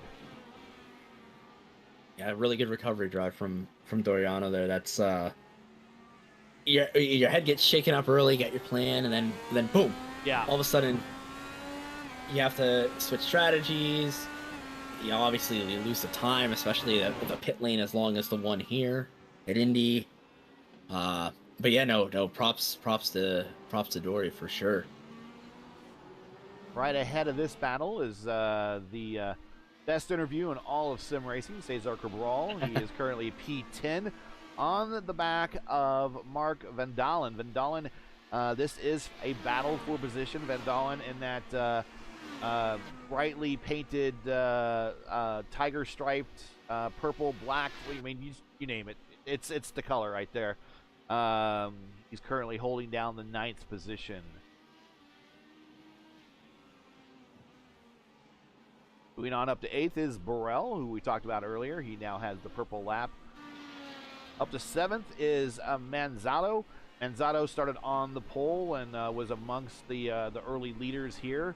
But I think tire and pit strategy has not been kind to him and cost him a couple spots. Up just in front of him for position is Principal Dan in the P6 there. P6 position in the Old Dog squad. Ahead of him is Philip Kraft. And as your top 5, first car in the top 5, Chris Bauman. Now, been passed by Adam Crane. We missed that while we've been talking. Oh, and he is having a hard time through turns 2 there. Turns 2, 3, and 4 going into the infield section before they turn on to the Formula 1 portion of the road course. Oh, keep it together. Keep it together, my friend. You're on for a great finish right now. Let them by. Yeah, just let them on by. They're not. If you're not challenging, there you go. If you're not challenging, if you're not able to challenge Crane, little self-preservation is not a bad strategy. Not a bad strategy at all. Bauman now 6th. Crane now moves up to a podium spot. So Fortunately, going through the field, we missed that pass. We apologize, but Crane is now looking to see if he has time maybe to get Craig. We'll see. He is on his push to pass, trying to run him down. Craig, about 10 seconds, more like 9 seconds behind Lion. Lion, like I said, this is his race to lose at this point. Push to pass situation, 4 for Lion, 2 for Craig, 2 for Crane. Crane just used 1 right there. Now he's down to 2, excuse me. Bauman 1, Philip Kraft 3, Principal Dan, has 2, and Manzato is got 5. He just used 1 to bring himself down to 5.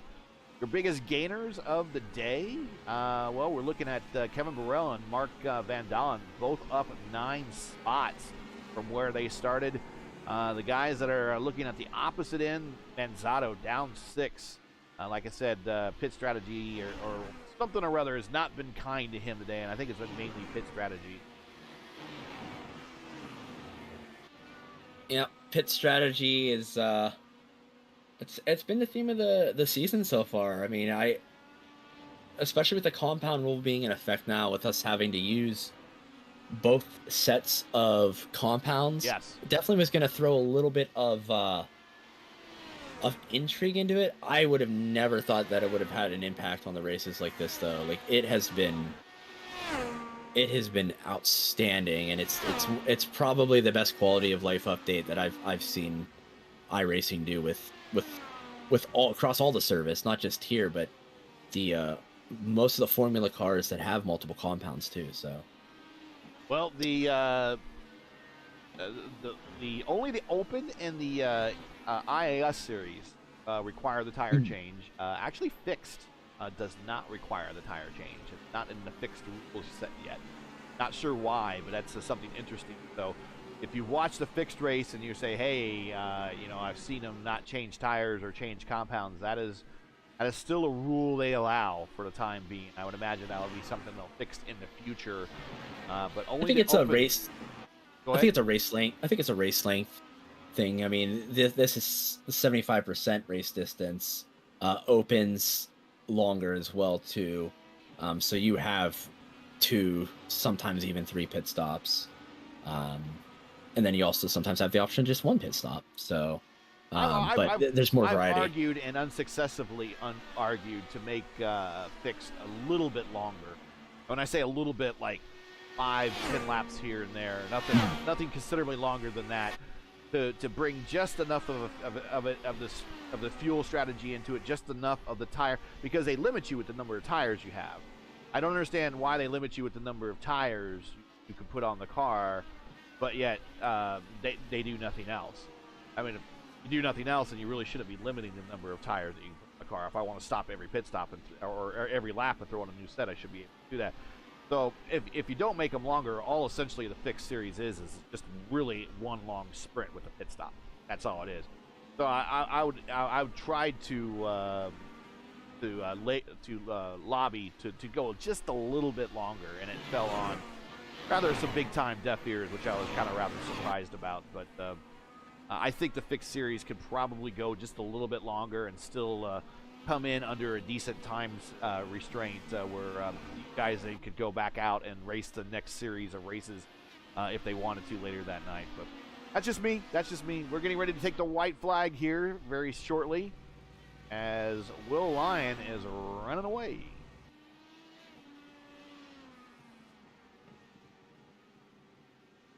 Yeah, Lyon with a very dominant performance here. Took control of the race early. Took those the softer tires early. A little bit of a gamble there, but it did pay off for him, especially.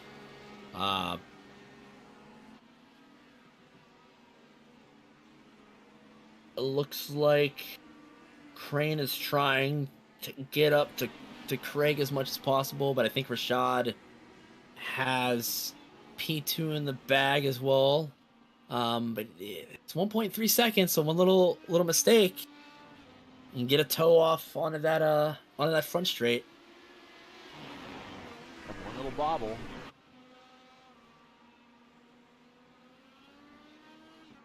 Here comes Will Lyon onto the final corner, oval turn 1, down the main straight, looking at the checkered flag. He didn't get it last time. He sure as hell got it this time. Will Lyon is king of the Indy jungle today. Nice job. And Craig coming around the final corner onto the start-finish. Yep, and a solid P2. A very solid P2. P3, Adam Crane, who started 5th, which, you know, in the grand scheme of things, you kind of expect a better lap out of him. But he started 5th and recovered well to get back onto the 3rd step. So all in all, not too bad. Chris Bauman covers and holds on to finish 4th. Cesar Manzado gets a top 5 out of his pole start here. And we'll look at the rest of the field here momentarily as Will Lyon is on his cool down and victory lap. Yeah, entertaining, very entertaining race. I very much had me on the edge of my seat again. Didn't quite have the grandstand finish this time, but I mean, the battles, the strategy, all played out, and Lyon on an alternate strategy technically compared to the rest of the field paid dividends for him. Yeah, stopped just a little bit earlier than everyone else. You see the purple lap, Kevin Burrell, that he set about 10 laps or so ago before the end of this race here.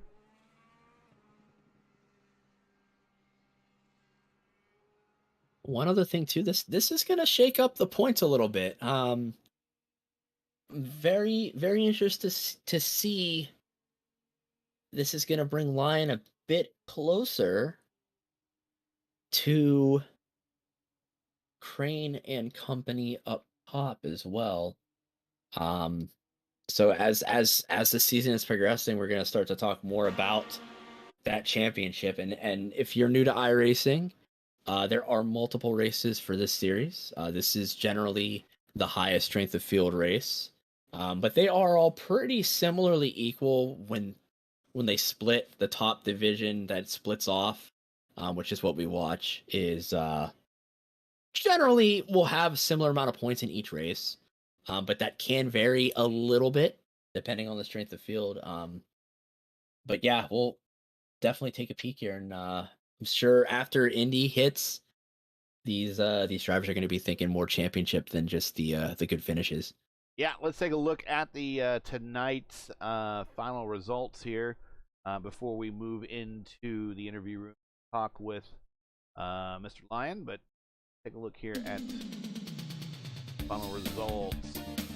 Will Lyon is your winner. Rashid Craig, P2. Adam Crane, P3. Chris Bauman, P4. Cesar Manzado, P5. That's your top 5. Top 10, Philip Kraft, Principal Dan, Kevin Burrell, Dylan Freckleton, and Mark Van Dalen. Great runs by all those guys to get a top 10 finish out of that. Dory recovers to a P11, probably a little bit more than he wanted to get out of that finish, but still, when you have to go all the way back to the end of this pretty large field to come back and recover, get 11, not too bad. Cesar Cabral 12th, David Graybill 13th, Chris Wilhite 14th, and Ignacio Sarmentino, hopefully I'm saying that right, is 15th. And the remainder of our field, 16th, Matthias Kraus, who had an issue earlier.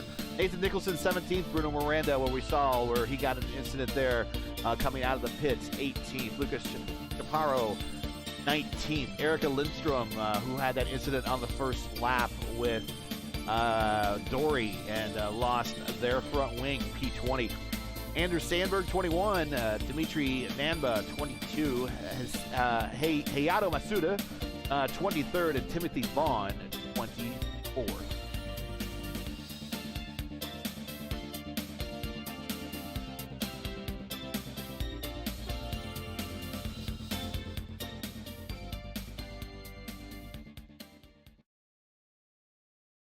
All right, let's take a look in the interview room, see who might like to talk with us, and we do have a full room.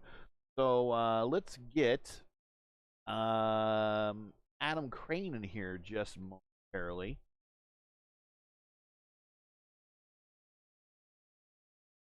Hey, Adam, welcome to the booth. You have Gary and Nick here. Great run. First of all, I'm willing to bet fifth is not what you wanted for qualification. What happened with qual? But a great recovery. Even it's the bottom step of the podium. I'm still thinking that the podium is a pretty happy place to be right now. Yeah, it seems like we just missed on cue setup a little bit, and I know I babied the lap perhaps a little too much. Not necessarily having a good feel for the conditions. It was an extremely hot air temp race, which means that the overall downforce of the car is a little bit less. So honestly, I probably just was a little bit of a wuss there on my Q lap, and only fuel for one lap because historically, at least at this track, the second lap isn't anywhere near as fast, and unfortunately, it looks like we missed on that too because most of the people in the top 5 or 6 went faster on their second lap. But yeah, I mean, after the qualifying effort itself, sort of working my way up through the field a little bit. Starting on the primary tire was I thought the play. Predictably, there was a little bit of argy bargy there in the first lap or two as Yeah, the yeah. drivers who were on the alternate started to work their way through. But it sort of settled down, and then I got into a little bit of a groove there behind Chris and Rashad, which was kind of nice because I was able to save some fuel behind them. Will predictably took off because he was on the alternates, and his wear was pretty good, though we were starting to catch him there towards the end of the first stint.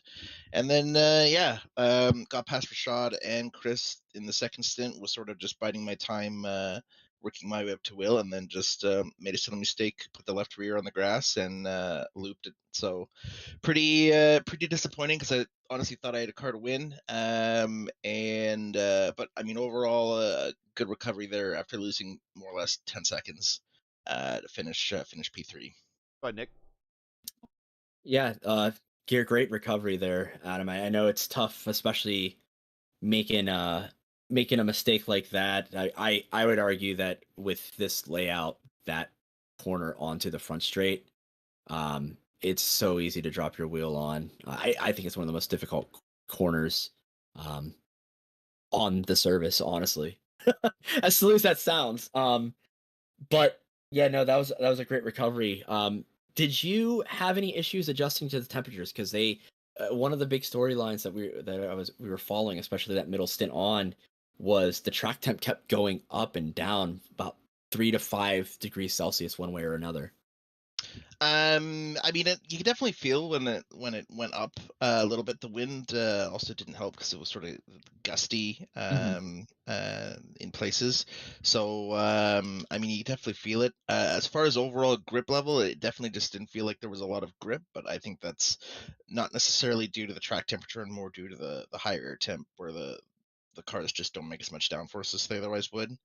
I was kind of hopeful actually that some people might encounter a little bit of heating issues just because that's at the higher end of where 70% engine blanking is acceptable. Especially when you're running in traffic, which at a draft track like this, you tend to find more clumps of cars together, which can affect overheating. But unfortunately, things just didn't play out that way. Well, Well, you have. Oh, sorry. go I was ahead. gonna say No, you go have. right ahead, Nick. Go ahead. Yeah, yeah. It looks like looking at the standings, it looks like you are in the points lead right now. Still have about a little less than 30-point gap to Will after this session. Are you thinking championship yet, or are you just focusing on Open Indy 500 and then the 500 for IIS? I mean, for this series, I'm thinking championship. I was thinking championship week one. There we go. Because it's not necessarily about race wins, and I mean I know, I mean everyone can see sort of week to week who's racing who, and so sort of my goal week in week out is just to try to beat Will, which I was able to do last time out of Barber. And I mean, Will is such a strong competitor that there's going to be weeks where I beat him, and then there's going to be weeks like this week where he beats me. So I mean, realistically speaking, I'm thinking championship the whole way. I really like being the champion of any series, let alone the IndyCar iRacing series. So hopefully we can continue the good run throughout the rest of the year, and viewers can enjoy a good battle between me and Will. Well, that was actually kind of one of my questions I was going to ask. Is I know traditionally when it comes to IndyCar racing, it's the first half of the season as we get to Indianapolis. No one talks about the championship. After Indianapolis, then they start talking about the championship. So you kind of answered my question already there. You got your mind on your championship already, which definitely gives you a goal to shoot for and not deviate from to anything else getting in the way as the season progresses, so to speak. So with that said, now we are getting into now we move from the road course to the oval.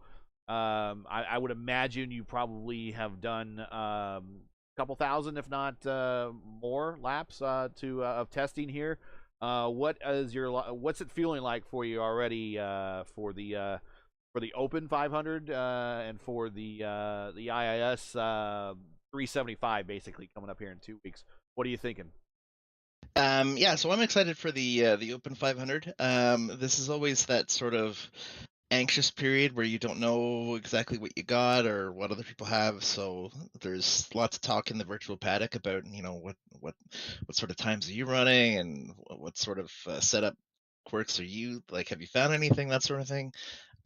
So I mean, of course, everyone who drives the IndyCar in the regular and the IndyCar community, I think broadly, is feeling the anxiety a little bit about what next week's qualifying is going to look like, and then obviously for the 500, if you can make the race or whichever race you make, just walking in there as prepared as you can is going to be key and important because it's one of, if not the biggest special events on the iRacing service. So we're going to do whatever we can, and it's always a stressful Indy 500 Q week is always a stressful week, regardless of what's else going on in other people's lives. So just excited to have another shot at making a top split 500 and seeing what we can do from there. Well, it's no time like the present to get started on that. So the road course is done for a while now. The focus is the oval for you guys. So let you probably take a small pause, small break, and I'm sure that you guys will get started in on more work here.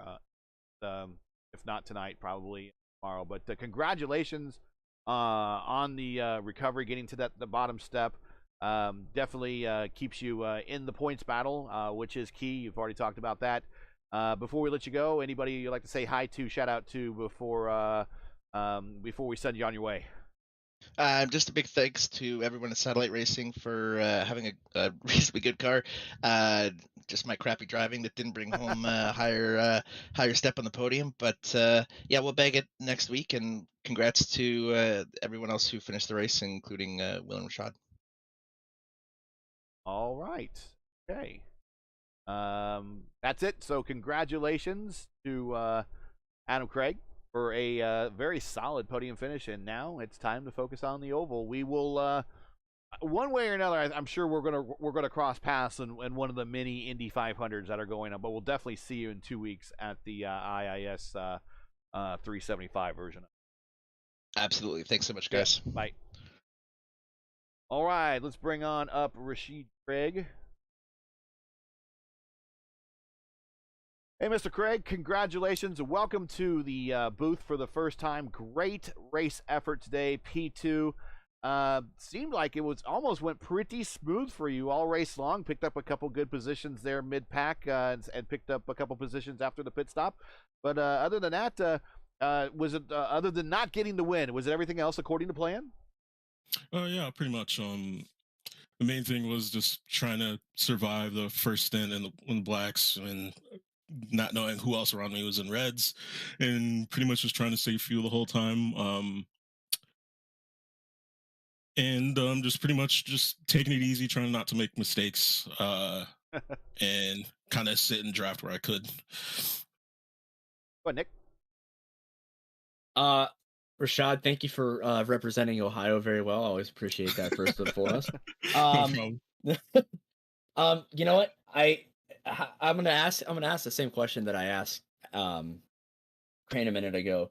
How did you feel about the track conditions? I mean, obviously Indy Road with the scan is going to be more slick than a lot of courses that we have, but the track temps were extremely up and down throughout the entire race. Did you have any issues with it hooking up with your setup at all? Not really. I've been practicing with hotter weather. It actually being cooler, I felt kind of worked against me at first because everybody behind on reds it's easier on them to start and throughout the run, but definitely. I mean, actually thinking about it getting warmer towards the end, trying to get the reds to hold on was definitely a struggle. It was weird. I've never seen it that late jump up like 2-3 degrees Celsius. It's a little weird.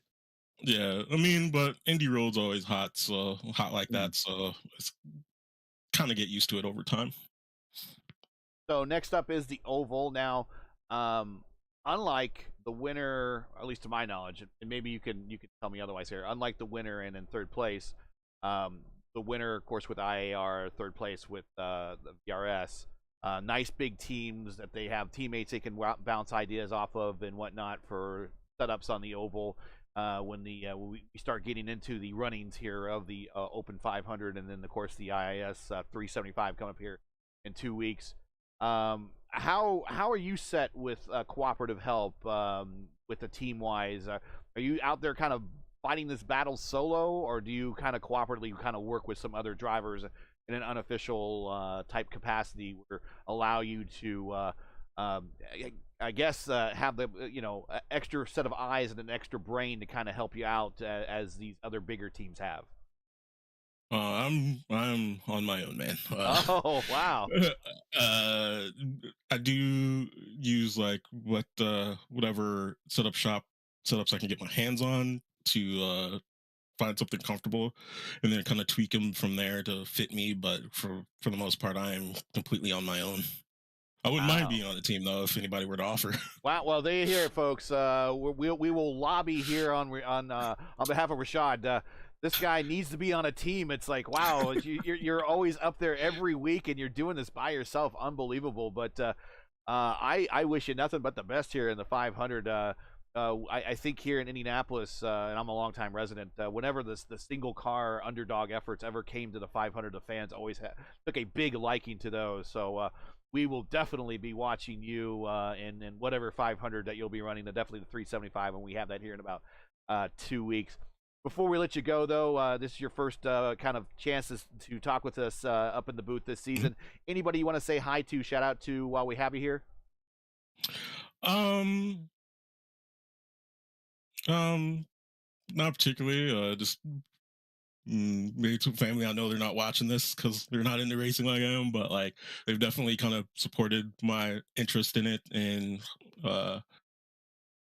dealt with the late night bangings of the rig throughout the house and not being annoyed by that. But and even trying to, like, when races don't go well and you kind of get all angry and stuff, and keeping me calm after the fact.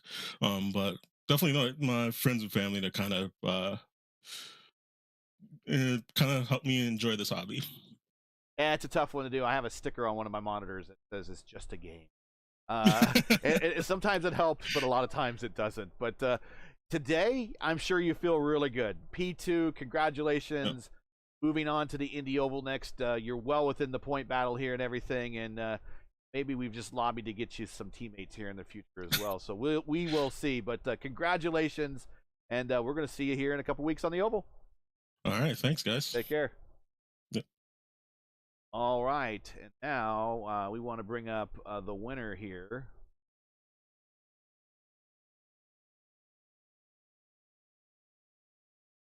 There it is. There's Will Lyon's car on the grid. Will Lyon, congratulations. King of the Indy jungle today. It looked like you were going to work with the pole sitter there for a while, but then it's just like, you know what? You're not keeping pace with me. I'm going to let you go. And you passed him, and you just ran away. And then you were on a slightly different pit strategy than everyone else, and I think that helped you as well. Tell us about your day. Yeah, it was a bit of a gamble. I don't think going on the alternates at the start of the race is a particularly good idea unless you are like at the front. But you know, I fancied my chances down into turn one. I went on the push to pass, and I managed to jump up to P2. That is strange for you because we know you don't like to use them until the end. You're right. You're right. But I think the problem is the straight is just so long here, and it was just so critical track position here because P2 and P3 were on the primaries. I knew I had to get past them as soon as possible because if they started defending and we started battling, then Cesar would have just run away with it. So yeah, the plan was to get up as high as I could. I felt like Cesar was quicker than me, to be honest, and it was just I was trying to tell him on the voice chat, stop defending because I'm not interested in overtaking you because he had a lot less downforce than me and he was pulling me along really nice down the straight there. So I was trying to get him to stop defending, but he kept doing it, and I think he just overheated his tires a little bit, sort of defending from me, and he lost it on the exit. He didn't lose it, but he was certainly drifting the car quite a lot. And in the end, I was like, as you say, I just thought I've got to go for this because he's starting to hold me up. So I went down the inside and I managed to pull a gap, and from there, it was just about trying not to spin. It was really tough. I think most people this week, nobody's put in a hell of a lot of practice around here because we've all been sweating on the oval, so right. We were all a little bit out of practice. So it was just a case of watching the gaps, and it's a shame Adam had that spin because it would have been very interesting to see whether I would have been able to get back past him at the end of that final stint there. It's funny. It's funny how you mentioned. I'm sorry, I mean to cut you off. It's funny how you mentioned a lot of people weren't practicing. Normally, when I prep for a program, a recording, broadcast, I get onto this and then I start seeing who's in practice, and I'll try to load into one of the practice sessions to make sure that the cameras are right and the sound sounds good and everything. And when I got there, it was about 30 minutes prior to everything starting, there was virtually nobody. I mean, nobody in any of the sessions ready to go. And in fact, Nick got here right at 1:30 because he says I had to go run one last qualifying effort. So I would imagine that just about everyone was probably in the same thing that he was doing, one last qualification effort, and then run over here and we'll practice turning left and right after hours of just turning left. But I could definitely account for normally when they come to a IAS weekend and I start setting things up, there's at least maybe a dozen guys from other splits as well that are practicing. Not a soul today. Not a soul. With that said, I again, I didn't mean to cut you off, and I'll give you the mic back to say anything else you want on top of talking about your race. But I guess it's going to lead into my next question. Then is, how you set for the big oval? Then are you ready to go, or you still got more work to do? I mean, I've not really done any practice for the open race. I've just been this week focusing on the fixed 500. I've never spent any time putting in quali laps before, so this has been the first time ever, and I've really enjoyed it actually. And I've managed to find about half a tenth over the course of the week, which I'm pretty pleased with for sort of a novice like me. So just really looking forward to it, and I think the plan tomorrow is just to get in the practice sessions and start getting used to the race setup and getting the fuel numbers, trying to work out how the car reacts in the dirt. Yeah, because I know iRacing have also updated the setup a little bit. So, but I mean, Indy Road's fun. I wish we had the new scan. I would admit. Don't you? Yeah, we all wish that for sure. Yeah. It's I don't particularly like this layout, although it is kind of fun having that massive long straightaway. Yeah. And I think everyone else was running way less downforce than me today, and that again was a bit of a risk because I knew that even if someone was slower than me, because they had the top speed, it would be difficult to keep people behind and also to overtake people slower than me as well. So it's really interesting setup wise. It's a bit like Spa. Sometimes at Spa, over one lap, high downforce is quickest, but if you want to actually win the race, you've got to run low downforce. So it's a really interesting mix, and we will miss that when the new scan, whenever it arrives. We will miss that a little bit. Yeah, only when the NASCAR weekend gets here, that's when it'll arrive, and of course that'll do us. But Nick, I hear no you. comment. No comment from me. Hey Nick, I hear you're looking for a 10th. Maybe Will can clue you in. I mean, I'm looking for 100th, not a 10th. No. Don't sell my skills out like that. Go ahead, Nick. Great job, Will. I was actually going to ask you about downforce. Coincidentally enough, because I have noticed that you do prefer a little bit more higher downforce than some of your contemporaries. But yeah, you kind of answered that. The only thing else I want to say is it looks like you and Adam are pulling away in the championship. Rashad's right now in 3. I know a couple people haven't ran this week yet, but 3 of you are starting to pull a big gap. But you and Adam especially are pulling away even from Rashad. So, are you thinking about a championship? You just thinking about learning God, no. more? God knows. I don't even know how many races are left. There's quite a lot to go, but I'm just here for the experience. It's great racing against people like Rashad and Adam and Chris as well. I don't know what happened to Chris at the end, but he had some really strong pace, and he was rapid at Barber as well. I don't think he had a particularly good run on the broadcast, but for the rest of the weekend, he was right behind me or ahead of me. So it's just good fun, and we'll maybe have a look at the championship towards the after the summer or something. But for now, it's just good fun, and it's just good participation, and it's the highlight of the week, to be honest. Good, very good. Well, shout out time. Anyone you say hi to before we let you go? Because I know it's kind of middle of the night, and I would imagine though you want to get a little rest before 9 p.m. Eastern time, where you're probably going to be participating in one of the splits here. Well, you say that, but I mean, there's still a few qualifying sessions to go, right? I mean, that's right. Maybe we should have another go. I don't know if I can be bothered now.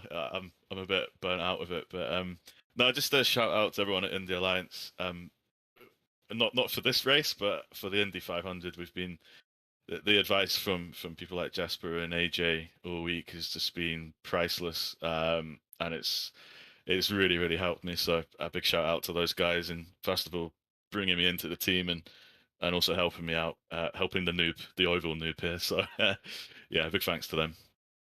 Watch this oval noob turn into like a Nigel man.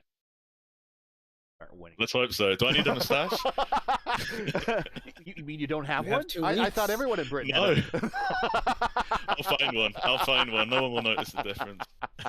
Oh, well, right on. Well, congratulations. A well-earned victory. Get some rest, but I'm sure we'll see you in one of the fixed splits as well as 375 here in about 2 weeks, and probably one of the open ones as well.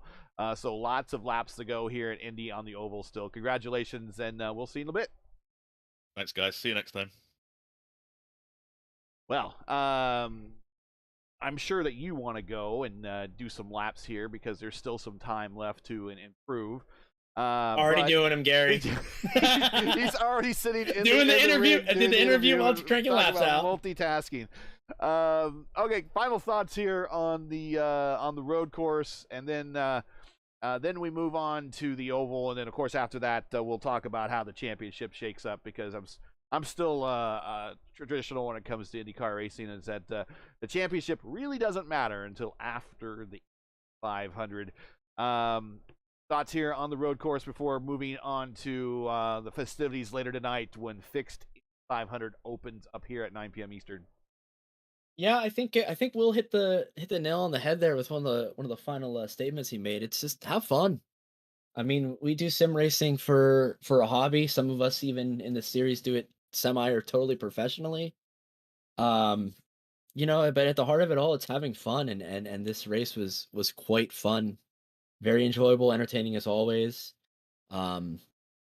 It's setting up to be a cracking time moving forward onto the big oval coming up in a couple weeks.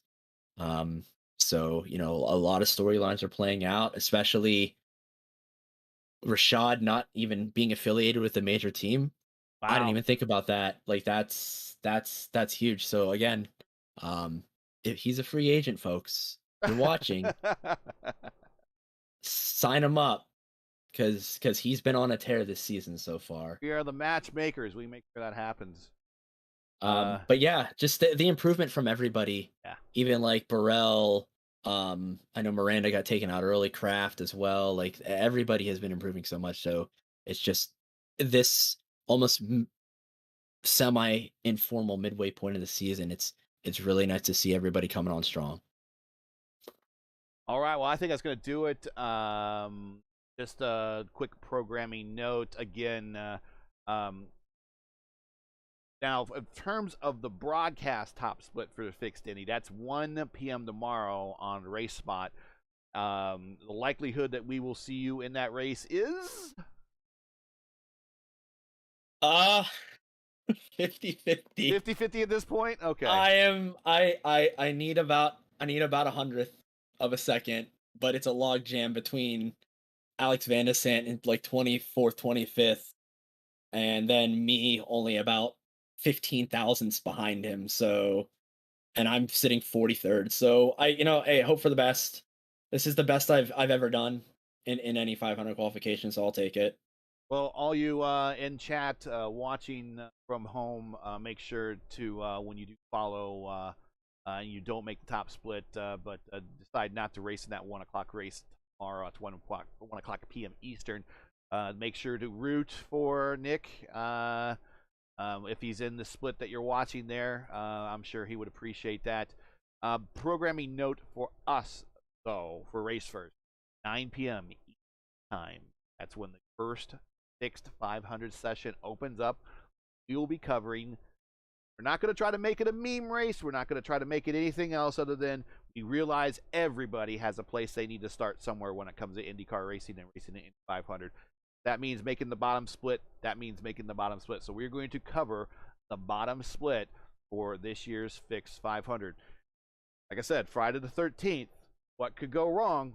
We will see. It might actually turn out to be a lot better than a lot of people are envisioning. But that is tonight, 9 p.m. Myself, have Dakota the Maid will be on that program, former champion of the RIL. We have a 3-time reigning and defending champion of the Velocity Online Racing, the IndyCar Series. Alex Van de Sant will be on that program with us, as well as my programming partner from Monday night on the Monday Night Indy top split there, Stephen Larkamp. So there'll be 4 of us covering that race, and that should hopefully be a good time. That's a programming note. It should be on the channel. Make sure to click remind button so you'll be reminded. And if you're not participating in one of the races tonight, definitely check this out. It could be something special, or like I said, Friday the 13th. Awfully. So with that, let's get on out of here and give Nick some time so he can try to improve that final qualification effort to get into that top split. That's it for today. Once again, your podium from today's official IIS race top split is Will Lyon, Rashid Craig, and Adam Crane.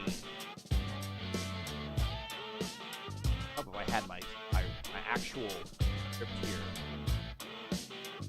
And join Race First again in 2 weeks for round 6 of the IIS series. For the big one, 150 laps on the Indianapolis Motor Speedway Oval.